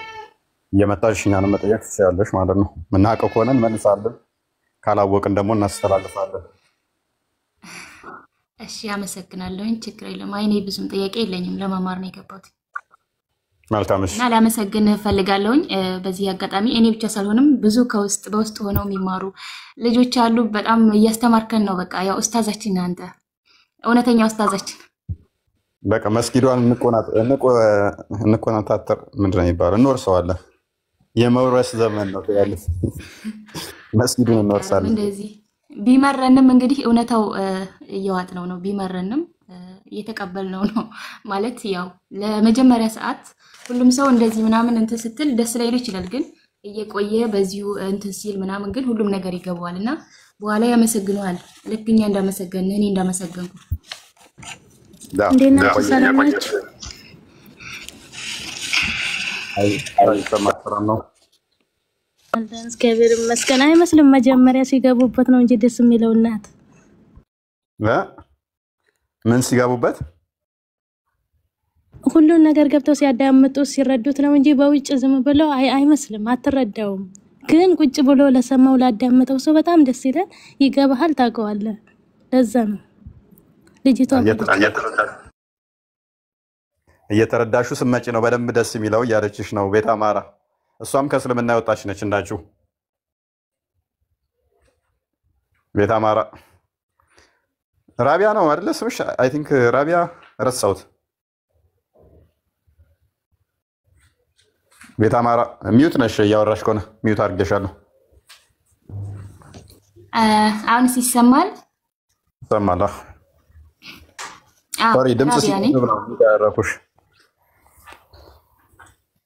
ያ ወደ ከእስልምና ከወጣን በኋላ ነው እዚህ መጥተን ስናየው ነው በደንብ ደስ የሚለው እያለችሽ ነው። ምን ትያለሽ? አዎ መጀመሪያ ላይማ ያ ማለት ማንኛውም ሰው መጥቶ ምናምን እንደዚህ አንተን ሲሰማህ ምናምን ሊናደድ ሊበሳጭ ይችላል። ግን በቃ እንደዚህ ሁሌ እየተከታተሉ ምናምን ቢማሩ ወይም ደግሞ እየተከታተልኩም ስለተማርኩ ነው ብዙ ነገር ያወቅኩት። መጀመሪያ ላይ እኔም እንደዚህ እናድር ነበረ፣ እንደዚህ ስታስተምር ምናምን እንደማንኛውም ሰው እንትንን ነበርና ግን በደንብ ስከታተልና በደንብ ስሰማ ሳዳምጥ የምትናገራቸው ነገሮች አንደኛ ያለ ማስረጃ ምንም የምታወራው ነገር የለም። እንደገና አንተ የተናገርካቸውን ሌላ ቦታ እንደዚህ ሂጂ ሐዲስም ላይ ቁርአንም ላይ ስታወራ ቼክ ሳደርገው ማለት እውነት ነው የምታወራው። ምንም ይሄ በቃ እየመረረኝም ቢሆን ዋጥኩት ብናደድም ማለት ነው። አዎ ለመጀመሪያ ጊዜ ነው የምናደደው እና ወደፊት ደግሞ ከዚህ የበለጠ ይገባኛል ብዬ አስባለሁ። ያው ደስ የሚለው ነገር እኔ በኮንፊደንስ ምነግርሽ አለመረጃ እናወራም። በኮንፊደንስ ምነግርሽ አንዋሽም። በኮንፊደንስ ምነግርሽ ምናወራው እውነት ነው አይደለም። የራሳችንን ሃይማኖት ለማስፋፋት የነሱን ስናስተምር ዋሽተን አይደለም። መስፈርታችን ምንድነው? እውነት ላይ ብቻ ነው። ምክንያቱም አምላካችን እውነትን ብቻ እንድናስተምር ነው የፈቀደልን። ድራማ አንሰራም፣ አናጭበረብርም፣ አናታልልም፣ አናወዛግብም። የሆነ ለብለብ በቃ አንድ ጥያቄ መለስሽልህ እዚሁ ሻዳያጅ ጣትሽን አውጪ ምናምን ብለን አናደርግም። በወንድ ሴቶችን አናማልልም። ገንዘብ ሰጥተን ሴቶችን አናመጣም። ተጀናጅነን እንደሌሎቹ ራቁት ፎቶ ዘን በግድ ስለመዋንልም። እኛ ክርስቲያኖች ነን። የተጠራ ነው ለእውነት እንጂ በሃይማኖት መልክ ቁማር ልንሰራ አይደለም። ይሄንን የሚያደርጉ እዛኛው ራሳቸው ስለሚያውቁት ማለት ነው። ያወጣውባቸውም ከዚህ በፊት ቪዲዮዎቻቸው ስላለ ማለት ነው። ከቲክቶክ ጠፍተው ተመልሰው እንዲመጡ የሆኑ አሉ። እኛ ደስ የሚለው ለዚህ ነው። አንቺ ከመጣሽ እንኳን ቆየሽ፣ እኔ እንኳን ከመደብኩልሽ እንደነሱ ቢሆን ኖሮ በደቂቃ ውስጥ ጣትሽን አውጪ አውጪ ሻዳያጂ ነበር የሚባለው። አይ በጣም ብዙ ተምሬ ነው። ትላንት ራሱ እንደዛ መዝሙር ገብቼ ስናገር እንደዚህ አንቺ ለምንድን ነው ዝም ብለሽ የምታዳምጪው? በውስጥ ደግሞ በውስጥ ማንም ሰው አትጻፉልኝ እሺ። ከታች ማንም ሰው እንትን የሚል ካለ ለምን የሆነ ነገር አታምታችም? እሱ ሲጠይቅሽ ሲያስረዳሽ ለምን እሺ እሺ እያልሽ አዳመጥሽ? የሆነ ነገር ሲልሽ ለምን የሆነ ነገር አትይውም? ለምን እውነታ እየተናገረና እውነታ እያወራ ለምን እንዲህ ነው ብዬ ማጭበርበር እናንተ ማለት ከፈለኩ መጠምዘዝ እችላለሁ፣ እሱ የሚለኝን ነገር ማለት ነው ልክ እንደሚያደርጉት። እኔ ግን የሚነገረው እውነት ሆኖ ሳለ ሲቀጥል መጀመሪያ ጊዜ አይደለም ሲያስረዳኝ እሱ ስለዛ ስጠይቅ በውስጥ ብዙ ተምር ያለው ብዙ ነገር እንትን ብዬ ነው። እሱም ትናንት እያስረዳኝ በደንብ ነው ያስረዳኝና ዝም ብዬ ዘልዬ አይደለም እየጠየኩትም ትላንትም አይደለም የገባውበት እንዲያውቁ ስለፈለኩ ነው። በውስጥ ብዙ ነገር እንትን እያሉ ስለሆነ ማለት ነው። እኔ ቆየሁ ከገባሁበት፣ ግን እንደዚህ የወጣሁት ዛሬና ትላንት ነው እና እኔ ደግሞ ሙስሊም ነኝ። ሙስሊም አይደለሽም አውቀሽ ነው እንደዚህ ምናምን። እኔ ሙስሊም ነኝ። ሙስሊም አይደለሽም ካሉ ደግሞ ሙስሊም ለመሆኔ የሆነ ነገር ይጠይቁኝ። በቃ እኔ የሚያሳምናቸውን ነገር ማንም ሰው ማንም ሙስሊም መጥቶ እኔ መጠየቅ ይችላል። ቁርአንም ምንም ቀርተናል፣ አንብበናል። ትርጉሙን አናውቀውም። እድሜ ላንተ ትርጉሙን አስተማርከን እንጂ ማለት ነው። እና ይሄ ለማለት ፈልጌ ነው። እናንተ በጣም ምስጋናና ዋናው አንቺ አይደለሽም ሲሉሽ አዎ አይደለሁም አሁን በክርስቶስ ተገዝቻለሁ ማለት ነው የሚገባሽ። ሙስሊም አይደለሽም ሲሉሽ አዎ ክርስቶስ አግኝቸው ከተረት ተረት ወጥቼ አዎ ሙስሊም አይደለሁም ድኜበታለሁ። ድኜበት ነው አይሽ አይደለ እንደዛ አይደል? ድነንበት ነው ተከፍሎልን የተከፈለልን ስለምናቅ ነው የዳንበት ስለሆነ ነው። ስለዚህ እኔ ደግሞ ተአምርም አይቼበት ነው ተናግሬያለሁ። ትላንትም ተአምርም አይቼበታለሁ በመጀመሪያም እና በዛ ምክንያት ነው። እናም ያው እውነታውን አወቅኩ ተረዳሁ። በበለጠ ደግሞ ሁሉንም ነገር አንተ እንደዚህ እያስተማርከን ስለሆነ በቃ ሁሉም ነገር እንትን አይደለም። ለዛ ነው ወደዚህ የመጣሁት እንጂ በመገፋፋት በምን አይደለም። ምን አለ መሰለሽ አንድ ሰው ጤናማ አይምሮ ካለውና ቁጭ ብሎ ለምንድነው እሱ በአረብኛ ውስጥ የሚደበቁት? ለምንድነው እሱ ማንኛው ነው እየዋሸ ያለው? ማንኛው ነው መረጃ እያቀረበ ያለው? ሰከን ብሎ ማየት ከቻለ እስልምናው ሳምንት አይቀመጥም። ሆነ ለመናገር ሳምንት አይቀመጡም፣ ጥለው ነው የሚወጡት። ማድረግ የሚጠበቅበት ምንድነው? ቲፎዞ ትቶ ግርግሩን ትቶ እስቲ በመረጃ እያወራ ያለው ማን ነው? ማን ነው ዝም ብሎ በአፉ ሲያወራ የሚውለው መረጃ ሳይከፍት? እኔ አወራለሁ እዩ መረጃ ግን እያንዳንዷ ማውራት ተከታታይ እየተከፈተ ነው። ቤቴን ከፍቼ ዝም ብዬ አፌን ስከፍቶ አይደለም ውለው፣ ዝም ብዬ ሳወራ አይደለም ውለው። እዩ መረጃው ለእያንዳንዷ ለማውራት ነገር ከላይ እያስከፈትኩ ነው ማወራው። ሶ ቼክ አድርጉ። ከዛ ማንኛው ጋር ነው ደግሞ ዝም ብሎ እስቲ ቤት ከፍቶ ዝም ብሎ ቀኑ ሙሉ ሲያወራ የሚውለው ማን ነው? አይምሮ መጠቀም እኮ ነው። ከዛ በኋላ ደግሞ በቋንቋ የሚሸውደው ማን ነው? በማታውቁ ቋንቋ የሆነ ነገር ያመጣ የሚፎግረው ማን ነው? ይሄንን ማገናዘብ ነው። ይሄንን አደረገ ማለት አንድ ሙስሊም ሳምንት አይቆይም። ባይዘ አሁን ነጉራ አይደለም እኔ የምነግራችሁ ዱቄት አድርገናቸዋል ማለት ነው። ዱቄት ግን እዚህ ቲክቶክ ላይ የቲክቶኩ ጀማ ትንሽ ምንድነው እሱ ጤናማ ያልሆኑ ስላሉ እነሱን በዛም እያሉ በቲፎዞ ይጫወቱባቸዋል። በየቀኑ ላይ በውስጥ የሚመጡ በትንሹ ኦን አቨሬጅ ከ3 እስከ 5 ሰው ይመጣል። በቃ አትሊስት ክርስትና እንኳን ባይቀበሉ ጀስ እናጥናስ ትንሽ እኔ ክርስትናን ብለው የሚመጡ ማለት ነው። እንደነሱ ድራማ ለመስራት ላይቭ ላይ ዘናቸው ወተን እንደዚህ ማሻል ተሰብስበው ማስታወቂያ ተናግረው ዛሬ ከሌለ መጣ ነው አናደርገውም። እኛ ያን ቤተ አማራ ወርጣኛ መምህር ነው የመደብኩላ በውስጥ ካለቀ ስለዚህ እየተጠመቂ ተማሪ መምህር ፈልጊ እንትና የሚያስጠምቅሽ ፈልግልሻለሁ። ሰው ሰጣውሽ፣ መምህር ሰጣውሽ። ከኔ ጋር የሚጠበቅብኝን ድርሻ ተወጣሁኝ። አሁን እንዳጋጣሚ ላይቭ ላይ ስለተገናኘን ነው እነሱ ጋር በቃ እንትን ያ ምንድነው ያን ስፈልግ ወጣሁ እንጂ ቆየሁ። በውስጥ መማር ከያዝኩኝ ስፈልግ ነው አሁን የወጣሁት ሲጀመር ማለት ነው። እንደዚህ ለፈጣሪ ብሎ እንትን የሚል ሰው ደግሞ ግዴታ እንዲታይለት እንትን ማለት የለበትም። እውነት ለፈጣሪ የሚሰራ ከሆነ መታየቱ ማውጣቱ ምናምን እንትን አይደለም። ያ ሰው ፈልጎ እስካልወጣ ድረስ ማለት ነው። እና ድራማ ሲሰራቸው በእያንዳንዱ ላይ እኮ እናውቀዋለን። የራሳቸውን ሪከቨሪ ለማድረግ የራሳቸውን ሰዎች ሻዳ ማስያዝ ደርሰው እኮ መጨረሻ ላይ ይሄ ነገር አያዋጣም ብለው በራሳቸው ተቃውሞ ሲመጣባቸው እኛ ንቀን ስንተዋቸው ራሳቸው ደግሞ መልሶ ያሰድበናል ይቅርብን ብለው ያቆሙት እና ዚስ ማች ጊቭ አፕ አድርገው ነበር። ዚስ ማች የመዋሸት ተደረሰ። አንድ አካል ደግሞ የዚህን ያህል ድራማ የሚሰራ ከሆነ በሃይማኖት ስም ድራማ የሚሰራ ከሆነ በሃይማኖት ስም የሚዋሽ ከሆነ ያን ሰውዬ ለመከተለው ለምንድነው መምህር ብዬ መከተለው? ቻሌንጅ አድርጉኝ፣ ቻሌንጅ አድርጉኝ፣ ኑና አዋርዱኝ። አንድ ሰው ዋሽ ካገኛችሁኝ ኑ አዋርዱኝ፣ በውስጥም በውጪም። አንዲት በሃይማኖት ስም ሰው ዋሽ ካገኛችሁኝ ኑና አዋርዱኝ በአደባባይ ላይ። ዚስ ማች ኮንፊደንስ አለኝ። ባህሪ ጥሩ ሊሆን ይችላል፣ ወይንም አግሬሲቭ ሊሆን ልናደድ ልሳደብ ልቆጣ እችላለሁ። በሃይማኖት ስም ሰዋሽ ሳጭበረብር ድራማ ስሰራ ካገኛችሁኝ አዋርዱኝ ነውና አዋርዱኝ። ምክንያቱም በሃይማኖት ስም ድራማ መስራት ጤናማ አይደለም። በሃይማኖት ስም መዋሸት ጥሩ አይደለም። ኤኒዌይስ ማሚቾ ቤተ አማራ በርቺ። በቅርብ ቀን ተጠምቀሽ ደግሞ እንትን እንላለን ማለት ነው። አይቀርም አይገርም። መልካም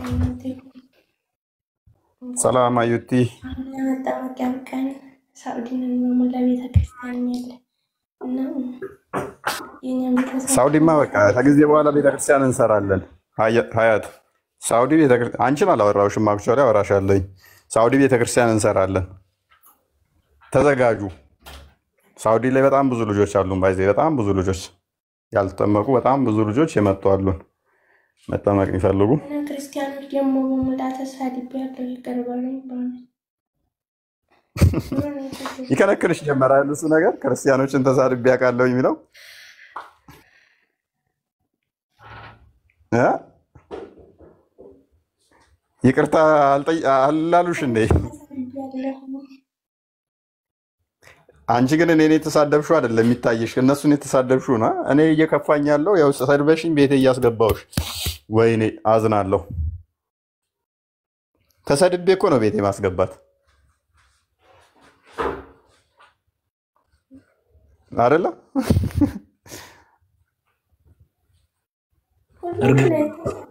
ሁሉንም ነው አንተ ብቻ አይደለም ፈጣሪያችሁንም ነው ዋናው። ከዛ መተሽ ህይወትን አግኝተሽ ከኛ ህብረት ማድረጉ በጣም ደስ የሚል ነው። በርቺ፣ አይምሯችሁን በደንብ ተጠቀሙ። ተግርግሩ ደግሞ ወጣ ብላችሁ በደንብ ተማሩ። ላይቭ ላይ ያለው ግርግር ይበዛዋል። በደንብ ተማሩ። በዙሪያችሁ መምህራኖችን በደንብ እንትን በሉ። እዛም እንትን ማለቱ ብዙም ህይወት አይደለም። እሱ እዛም ገስት ላይ መሰቀሉ ብዙም ጥቅም የለውም። በውስጥ ግን በደንብ ተማሩ። ዋናው በውስጥ በደንብ መማር ስለሆነ በውስጥ የሚማሩትን ያው በደንብ ነው ማምናቸው። በውስጥ የሚማሩትን በደንብ ተርስ አደርጋቸዋለሁ በደንብ። ምክንያቱም እርግጥ ብለው እውነትም ጥሩ እውቀት ጥንፍፍ ያለ እውቀት ይዘው ይወጣሉ። ተጭቅጭቁ ገለል ብሎ ራስን አግልሎ ተምሮ መውጣት ጥሩ ስለሆነ ማለት ነው።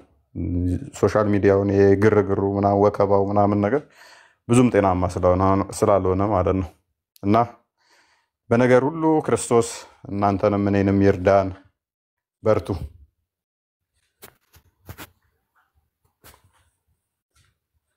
አይመን ክርስቲያንን ማለት አንችልም ማህናሪ ያው መጠመቅ አለባችሁ። እንግዲህ መጠመቅ እንዳለባችሁ ነው ቤተክርስቲያን የምትለው። አንድ ሰው አምኖ መጠመቅ አለበት። ማቴዎስ ወንጌል ምዕራፍ 28 ላይ ለሐዋርያቱ የተሰጠው ሂዱ አሕዛብን ሁሉ በአብ በወልድ በመንፈስ ቅዱስ ስም እያጠመቃችሁ ደቀ መዝሙርቴ አድርጓቸው። ደቀ መዝሙርቱ የሚሆኑት ምንድነው? በአብ በወልድ በመንፈስ ቅዱስ ስም ተጠምቀው ነው። እንትን ላይ ይሄ የወንጌሉ ስም አጠራልኝም። ማርቆስ ወንጌል ምዕራፍ 16 ላይ ያመነ የተጠመቀ ይድናል ይላል። አንድ ሰው ማመን አለበት፣ ከዛ መጠመቅ አለበት፣ አምኖ መጠመቅ አለበት። ልክ እንዴት ነው ጴጥሮስ እነኛን በሐዋርያት ሥራ ምዕራፍ 2 ላይ ቁጥር 37 ጀምሮ ካያችሁ ስለ ጌታ ያስተምራቸዋል። ስለ ጌታ አስተማራቸውና ልባቸው ተነካ። ምን እናድርግ አሁን አሉት። ሂዱ እያንዳንዳችሁ በኢየሱስ ስም ተጠመቁ፣ የመንፈስ ቅዱስን ስጦታ ትቀበላላችሁ፣ ኃጢአታችሁም ይሰረይላችኋል ይላችኋል። ሰው ንስሐ ትገቢያለሽ፣ ትጠመቂያለሽ፣ የመንፈስ ቅዱስ ስጦታንም ትቀበያለሽ ማለት ነው። ልጅ ትሆኛለሽ። ምክንያቱም ሙስሊምና ወንድሞቼ በዛው ልንገራችሁ፣ በውስጥ አትስደቡን። እኛ ቶሎ ብለውና አይደለም አውቀን ነው ማለት ነው። እኔ 3 ወር ተምሬ ነው ወደዚህ የመጣሁት እና አትስደቡኝ። እኔ ሙስሊም ነኝ፣ ግን ወላሂ አትስደቡን። አሁን ወደ ክርስትና ተቀይሬያለሁ እኔ። መልካም፣ እነሱም ታያቸው። ያው ሁሉም ያለውን ነው የሚሰጠው፣ እነሱም ያላቸውን ነው እየሰጡ ያሉት። ይህንን ደግሞ በጸጋ መቀበል አለብሽ። እንደዚህ መሆን አለበት። ነገር ግን ምንድነው እሱ ከጥምቀት ጋር በተያያዘ አንድ ግልጽ የምናደርገው ፐርሰናሊ እኔ በደንብ የራሴም ማምንበት ምንድነው እሱ አንድ ሰው አምኖ መጠመቅ አለበት። ይሄ እምነታችን ነው። ነገር ግን ማይችልበት ደረጃ ደረሰ ሰውየው ማይችልበት መጠመቅ ማይችል ከሆነ የሱ ያንን ስርዓት መፈጸም የሱ ስላልሆነ ቤተክርስቲያን ነች ይህንን ስርዓቱ የምፈጽምለት ያንን እንትን የምትለው ነገር ግን በዚህ መካከል ምንድን ነው የሚባለው የሚለውን መጽሐፈ ዲድስቅልያ ያለህ እንደ እንትና ቆስጠንጢኖስ የሐዋርያት መጽሐፍት ማለት ነው አልክልህም አሁን አይመችም ገና መፈለግ አለብኝ ምዕራፍ 24 ላይ ቁጥር 73 76 73 75 እንደዚህ አካባቢ ላይ ንዑስ ክርስቲያን ትባላላችሁ ብሎ ያስቀምጠዋል ምን ትባላላችሁ አልኩሽ ንዑስ ክርስቲያን በእንደዚህ ውስጥ ባሉ ለምሳሌ ምን ተብለው ይጠራሉ እንደው ቢሞቱ እንኳን እምነታቸው እንደ ጥምቀት ደማቸው እንደ ጥምቀት ሆኖ ይቆጠርላቸዋል ይላል የሥርዓት መጽሐፍ ነው በሐዋርያቶቹ የተጻፈ ነው በእንደዚህ አይነት ሁኔታ ላይ ለምሳሌ ቢሞቱስ አምነዋል ግን ወደ መጠመቅ እንትን እያሉ እንደዚህ አይነት ነገር ሀፕን ቢያደርግ ንዑስ ክርስቲያን ተብለው ይጠራሉ ክርስቲያን አይደሉም ብለን አንገፋም ንዑስ ክርስቲያን ይባላሉ ሲጠመቁ ሙሉ ክርስቲያን ተብለው ህብረት አድርገን የመንፈስ ቅዱስን ስጦታ እንቀበላለን በእንደዚህ አይነት ነገር ግን ህይወታቸውስ ቢያልፍ ብሎ ለሚለው ጥያቄ ግን ምንድነው የሚለው እምነታቸው ወይንም ደግሞ እንትናቸው እንደ እንትን ይቆጠርላቸዋል ይላል እንደ ጥምቀት ይቆጠርላቸዋል ይላል ሜቢ ቆይ አንዴ ልያውና ሼር አድርጌ ወይንም ሼር ላድርግልህ ቀጥልሽ አንድ ደቂቃ ስጠኝ ካወከኝ ከፍታለሁ እኔ ጋር አለ ተቋም ወይ ዲድስቅልያ ስንት ነው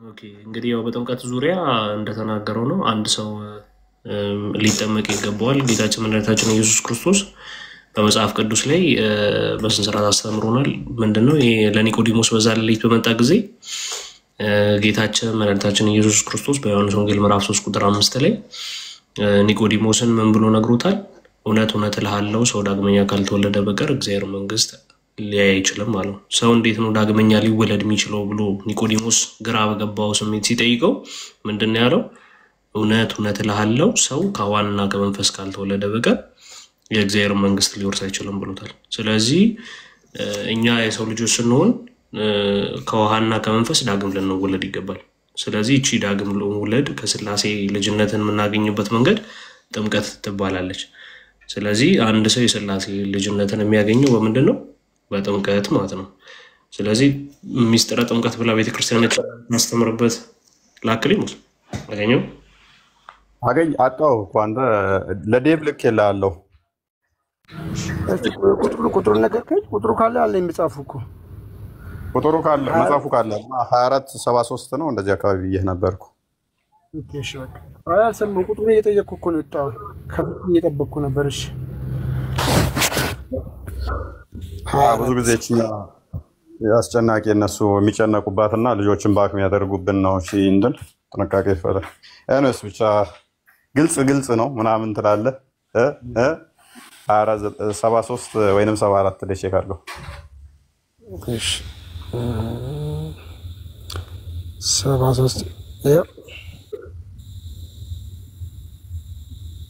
ኦኬ ስለ ጌታችን መከራን የተቀበለና ሰማዕት የሆነ ግን በእግዚአብሔር ዘንድ ደስ ይለዋል የመንግስት አክሊልን መርጧልና ከዚህ ዓለም ፈጽሞ መለየቱም በቀናች ሃይማኖት ሆኗልና ንዑስ ክርስቲያን ቢታመም መከራንም ቢታገስ ስለ ክርስቶስ ስም ሲሞት መከራው ስለ ጥምቀት ይሆንለታል ምኑ መከራው ምን ይሆንለታል እንደ ጥምቀት ወይንም ደግሞ ስለ ጥምቀት ይሆናል መልካም ተስፋንና የዘላለም ሕይወትንም ያገኛል ይላል እህታችን ሜቢ ያገኘሽኝ ስለዚህ ንዑስ ክርስቲያን ተብሎ ያልተጠመቀው ለምሳሌ መከራ ቢደርስበት ችግር ቢገጥመው አደጋ ውስጥ ቢሆን ማድረግ ካልቻለ ምንድነው የሚለው የዘላለም ሕይወት ያገኛል ይላል እህታችን ስለዚህ ትድኛለሽ ብሎ ያስቀምጠዋል አምነሻል ጥምቀቱ እንደሚያድን እንደሚያስፈልግ አምነሻል ስጋው ደሙ እንደሚያስፈልግ አምነሻል ክርስቶስ አምላክ መሆኑን አምነሻል ትንሣኤ ሙታንን አምነሻል ስላሴን አምነሻል ኤቭሪቲንግ አምነሻል በዚህ ውስጥ ግን ምን ተብለሽ ትጠሪያለሽ ንዑስ ክርስቲያን ተብለሽ ትጠሪያለሽ ንዑስ ክርስቲያን ቢታመም መከራንም ቢታገስ ስለ ክርስቶስም ስም ሲሞት መከራው ስለ ጥምቀት ይሆነዋል መልካም ተስፋንና የዘላለም ሕይወትን ያገኛል ይላል ነቢ ግልጽ ይመስለኛል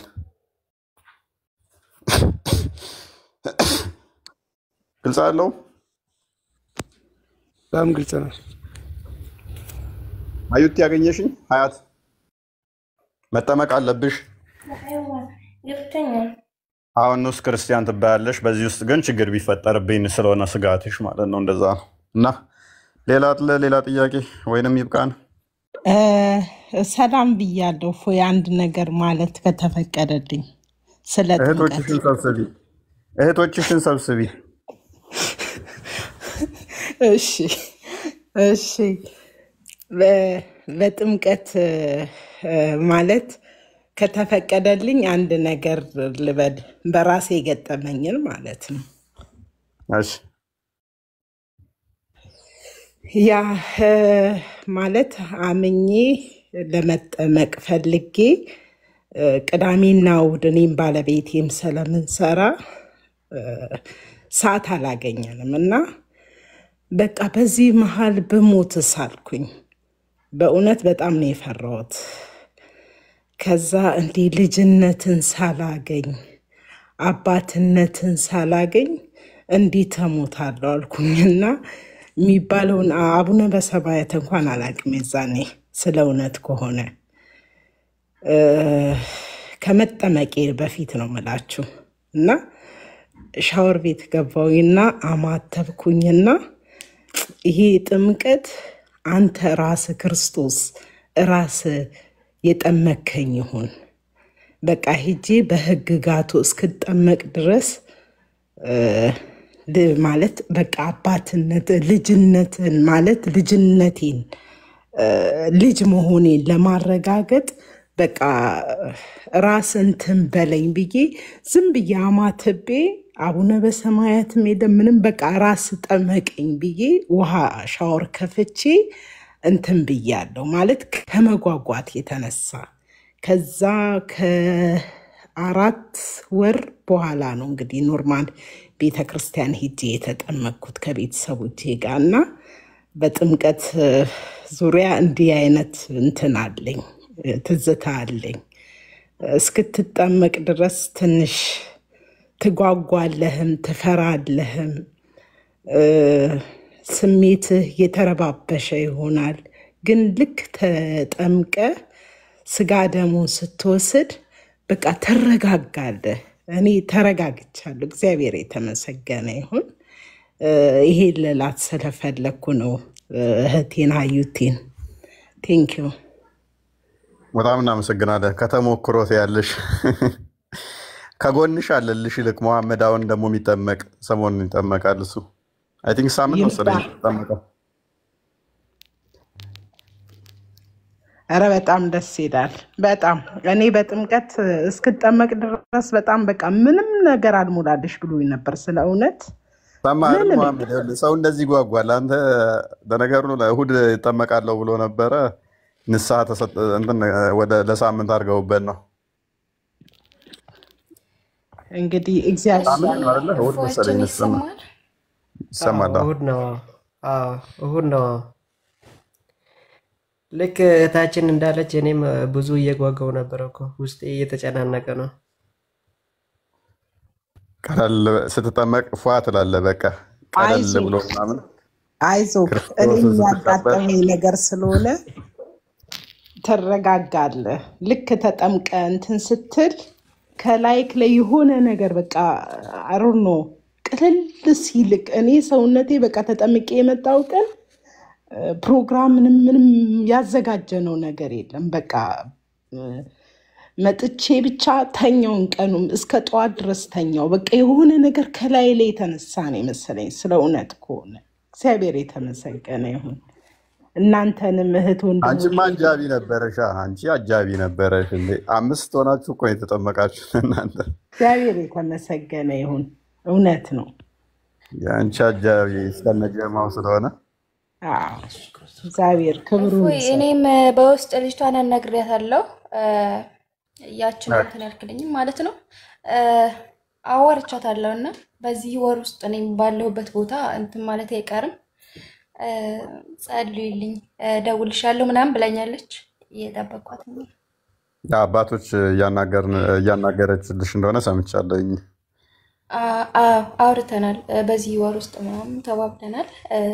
ጸልይልኝ። በተቻለ አቅም ጊዜ መስጠት አያስፈልግም ብዬ አስባለሁ። ከተመቻቸ ያው ባይመችም ግዴታ በሰው ሀገር ነው ያለሁት፣ ግን ባለሁበት ቦታ እኔም እንደዛው ያው አንተን እንዳልከው እንደዚህ እያመቻቹ ነው። በዚህ ወር ውስጥ እንዲሳካልኝ ጸልይልኝ። ለልና በጸሎት አስቧት። እናንተ ማረቡ እኔንም ጸሎት አድርጉልኝ። ደግሞ ለእሷ ብቻ አይደለም፣ እነኚህ እኮ ያዳላሉ።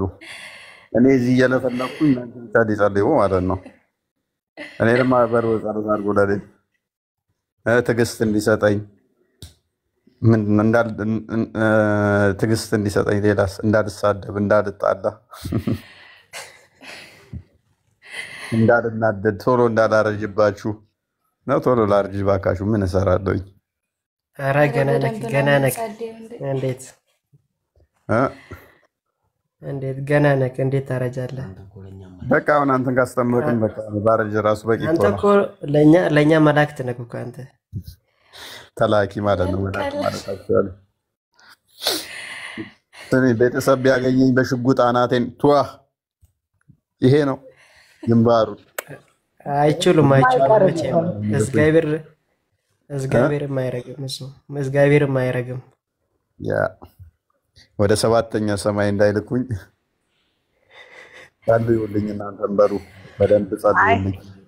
ለአንተ አይነቱ አንተን የመሰሉ እህት ወንድሞችን ለአንተ አይነቱ ለነማማይ አይነቱ ለቆስጠንጢኖስ ለነቃል ብቻ እንደናንተ ለሚያገለግሉ እህት ወንድሞቻችን እግዚአብሔር ከናንተ ጋር ይሁን። በእውነት እውነቴን ነው ማለት ከኛ አይነቱ ጋር ስትዳረቁ ነው የምትውሉት እና ትዕግስቱ አይሮኖ ብቻ እግዚአብሔር ጨምሮ ይስጣችሁ። ጉልበቱንም ብርታቱንም ትዕግስቱንም ሁሉን ነገር ዋናው ነፍሳት ሲድኑ ደስ ይላሉ። ዋናው እኛ የሚጠበቅብን ምንድነው? ስራችንን መስራት ነው። አንድ ነገር አምናለሁ፣ ስራችሁን ስሩ። ስራችሁ ከዛ እናንተ የሚጠበቅባችሁን ማድረግ ብቻ ነው። ከዛ በኋላ እግዚአብሔር የወደደውን ያደርጋል ማለት ነው። ከእናንተ የሚጠበቀውን የተቻላችሁትን ማድረግ ነው። የቻልነውን እናደርጋለን። ከዛ በላይ እንግዲህ አንፈነዳም። እፎይ የቻለውን ያደርጋል፣ ቃል የቻለውን ያደርጋል፣ ቆስጠንጢኖስ ማማዬም ሁሉም የቻለውን ያደርጋል። ግን እናንተም ደግሞ ዝም ብሎ ማየት ሳይሆን ሁላችንም የራሳችንን የበኩላችንን ጠጠር እናስቀምጥ። ነገ የተሻለ ይመጣል። ዛሬ ላይ ግን የተሻለ እንዲመጣ ቢያንስ ጥርጊያውን እንጀምረው የሚል ነው። መንገዱን እንክፈተው፣ የበኩላችንን አድርገን እንሂድ። ነገ የተሻለ ይመጣል። በተቻለ መጠን ሃይማኖታችንን ላለማሰደብ አሁን መንገድ የሚዘጉብን አሉ። ሰዎች እንዳይመጡ ክርስቶስ የተናገረባቸው አሉ። እናንተ አገቡ ሌሎችም እንዳይገቡ ታደርጋላችሁ ይላል። እንቅፋት የሚሆኑ ሰዎች አሉ። በተቻለ መጠን እንቅፋት ላለመሆን በጣም መጠንቀቅ አስፈላጊ ነው። እኛ ሳንገባ ሌሎችም እንዳይገቡ ማድረግ በጣም ኃጢአት ነው። ለሌሎቹ መሰናክል መሆን በጣም ከባድ ነው። ባይዘይ ለሌሎች መሰናክል ከመሆን የወፍጮ ድንጋይ ባንገት እንትን ብሎ ወደ ጥልቁ ብትወረወር ይሻላል። ጥንቃቄ ይፈልጋል ማለት ነው። መጠንቀቅ አለብን። ለዛ ነው እና እኛም ደግሞ ስለ ሌሎች ስንል ስለ ራሳችንም ግድ ይለናልና ስለ ሌሎች ስናገለግል፣ ስለ ሌሎች ስንናገር፣ ስለ ሌሎች መዳን ስናወራ እኛም እንዳንጣል፣ እኛም እንዳንወርቅ ጸሎት አድርጉልን፣ በርቱ በሉን፣ አስታውሱን በጸሎታችሁ እግዚአብሔር አብሯቸው እንዲሆን፣ እንዳንታበይ ታበየንም ደግሞ ተሰናክለን እንዳንቀር እንዳንወርቅ በጸሎት ልታስቡን ይገባል ማለት ነው። ምክንያቱም ስሜታዊ ልንሆን እንችላለን፣ ደካሞች ነን። በስለን ያልመጣን ስላልሆን አብዛኞቻችን፣ በተለይም እኔ እንደዛ እንዳንሆን በጸሎታችሁ አስቡን። በተረፈ ክርስቶስ ሁሉን ክብሩን ይውሰድ። ለሚሆነውም ለሆነውም መልካም ከሰራ ክርስቶስ ክብሩን ይውሰድ። መልካም ካልሆነ ደግሞ የኔ ድክመት ነው የሚሆነው፣ የኛ ድክመት ነው የሚሆነው። ፈጣሪያችን የሚወቀስበት የሚሰደብበት እንዳይሆን ስድቡ ወደኛ ላይ ብቻ ይሁን። መልካም ስንሰራ ግን ያንን መልካም እንድንሰራ ያነሳሳን መንፈስ ቅዱስ እሱ ክብሩን ይውሰድ። ማማዬ ተኝታለች ይመስለኛል። አዎ ማማዬ እረፍት አድርጋለች። እንትን ፎይ በዚህ ዋጋ ደግማ ቤቴ ያገባም። እስኪ አሁን ትስማማለች አትስማሙም? ደግማ ቤቴ እንዳገባ ላድርጋት። ምክንያቱም እየላከች ገስት ላይ መተኛት የኔ ቤት እንትን ነው እንዴ? ቤርግ ነው እንዴ? ሶፋ ነው እንዴ? የሚታየው እየመጣ ቁጭ በቃ ነገርስ ለሊት 9 ሰዓት 8 ሰዓት ትነሳና ለሊት 9 ሰዓት 8 ሰዓት ደግሞ ትነሳና ጀግና ትሆናለች። ደግሞ ቲክቶክን ትቆጣጠራለች። ትላንት ተይታ እስከ ጠዋት ድረስ ወጥራ ይዛ ነበር። ጠዋትማ ነው ያለው 9 ሰዓት ገስት ላይ የዘጋው ሰዓት ምናምን ሰዓት ነው 7 ሰዓት ከምናምን ዘጋውኝ። ከዛ አንዷ ደወለች። እሷን ሳስረዳ 8 ተኩል ምናምን አካባቢ ሆነ። አንደኛው ደወለ 9 ተኩል ምናምን ላይ ተኛውኝ። 9 ተኩል ላይ እንቅልፍ እስከሚወስደኝ 10 ሰዓት በለው። ከዛ 12 ሰዓት ሳይሆን ይሄ እብድ መጥቶ ቀሰቀሰኝ። መዝሙሩም ያርጎ ከፍቶ እኔ ጋር መጥቶ ይዘምራል ማለት ነው። ይህ ሰውዬ አይሄድም እንደ እያልኩኝ እየሰማሁት በሰማማን ውስጥ ሆኜ ጭራሽ በሬን ጓ ያደርገዋል። ተናድጄ በቃ ተነሳሁ። ጠዋት ያገኘው ለዛ ነው እሱ ቤት ፋሚሊ ጋር ታኝጂ ማይኪን ከፍቼ ይጨራሽ አለ ወትሮ የተናን ዛሬ ቀኑ ሙሉ ላይቭ ላይ ዋልኩ አይደል እንዴ? አይ አሪፍ ነው አሪፍ ነበር። ምን አባ ነው አሪፍ ነበር። በጣም ቆንጆ ስዳይ ስለታውዬ አሪፍ ነው ይለኛል። ለማድረባ የጠቀመኝ አይመስልም። አሪፍ ነው ሲል አይ ብዙ አገልግላል። ጥሩ ነው አሪፍ ነው። ጌታ በፊት አላገለገልኩም ማለት ነው። ኧረ አገልግላል በሰፊው ነው እንጂ ጨምረበታል። ደብል ኤክስ እያረከው ነው። ጥሩ ነው። ይሄ መናናቅ ይባላል። እስቲ መዝሙር ጋብዙን እናት። እስቲ ዘማሪዎች እኮ ነበሩ በተለይ ላኩ። ቆይ እስቲ ቼክ ላድርግ። የቅዱስ ሚካኤልን በመድኃኒዓለም የቅዱስ ሚካኤልን በዚህ አጋጣሚ መልእክት ታለብሽ ምን አልከኝ? ቆስጥንጥኖስ አይ መልእክት ላስተላልፍ። ብዙዎች እንትን እያሉኝ ስለሆኑ ዩሮፕ ላይ ዙሪያ በጠቅላላ ያላችሁ ሰዎች መማር ወይም እንደዚህ መጠመቅ የቤተክርስቲያን አካባቢያችሁ ላይ ሳይኖር ቀርቶ እንዲህ የት እንሂድ ምናምን ብላችሁ ግራ ተጋብታችሁ ያላችሁ ሰዎች በጠቅላላ እኔንም ቃልንም ማውሩን በውስጥ ያለውን ነገር ፊክስ እናደርጋለን። ብዙዎች እየጻፉልን ስለሆነ በጣም ብዙ ሰዎች እንዳሉ አውቃለሁ። ኢትዮጵያውያን እንዲሁም ኤርትራውያን የሆናችሁ ወንድሞቻችን ችግር የለውም፣ በውስጥ አሁን ፊክስ እናደርገዋለን። ዩሮፕ ላይ ያላችሁ በጠቅላላ አክቹሊ ዩሮፕ ብቻ ሳይሆን ሌላም ዓለም ላይ ችግር የለውም። አረብ ሀገር ራሱ ስቲል ብትሆኑ ንስሐ መግባት ትችላላችሁ። ሌላ ቦታ ያሉ ካህናትን ምናምን ማገናኘት ስለሚቻል ማንም ሰው እንደዚህ አይነት ነገር አስቦ የማይመች ቦታ ላይ ምናምን እንዳይል ያናግረን የምንችለውን ያህል እግዚአብሔር በረዳ መጠን እንሞክራለን።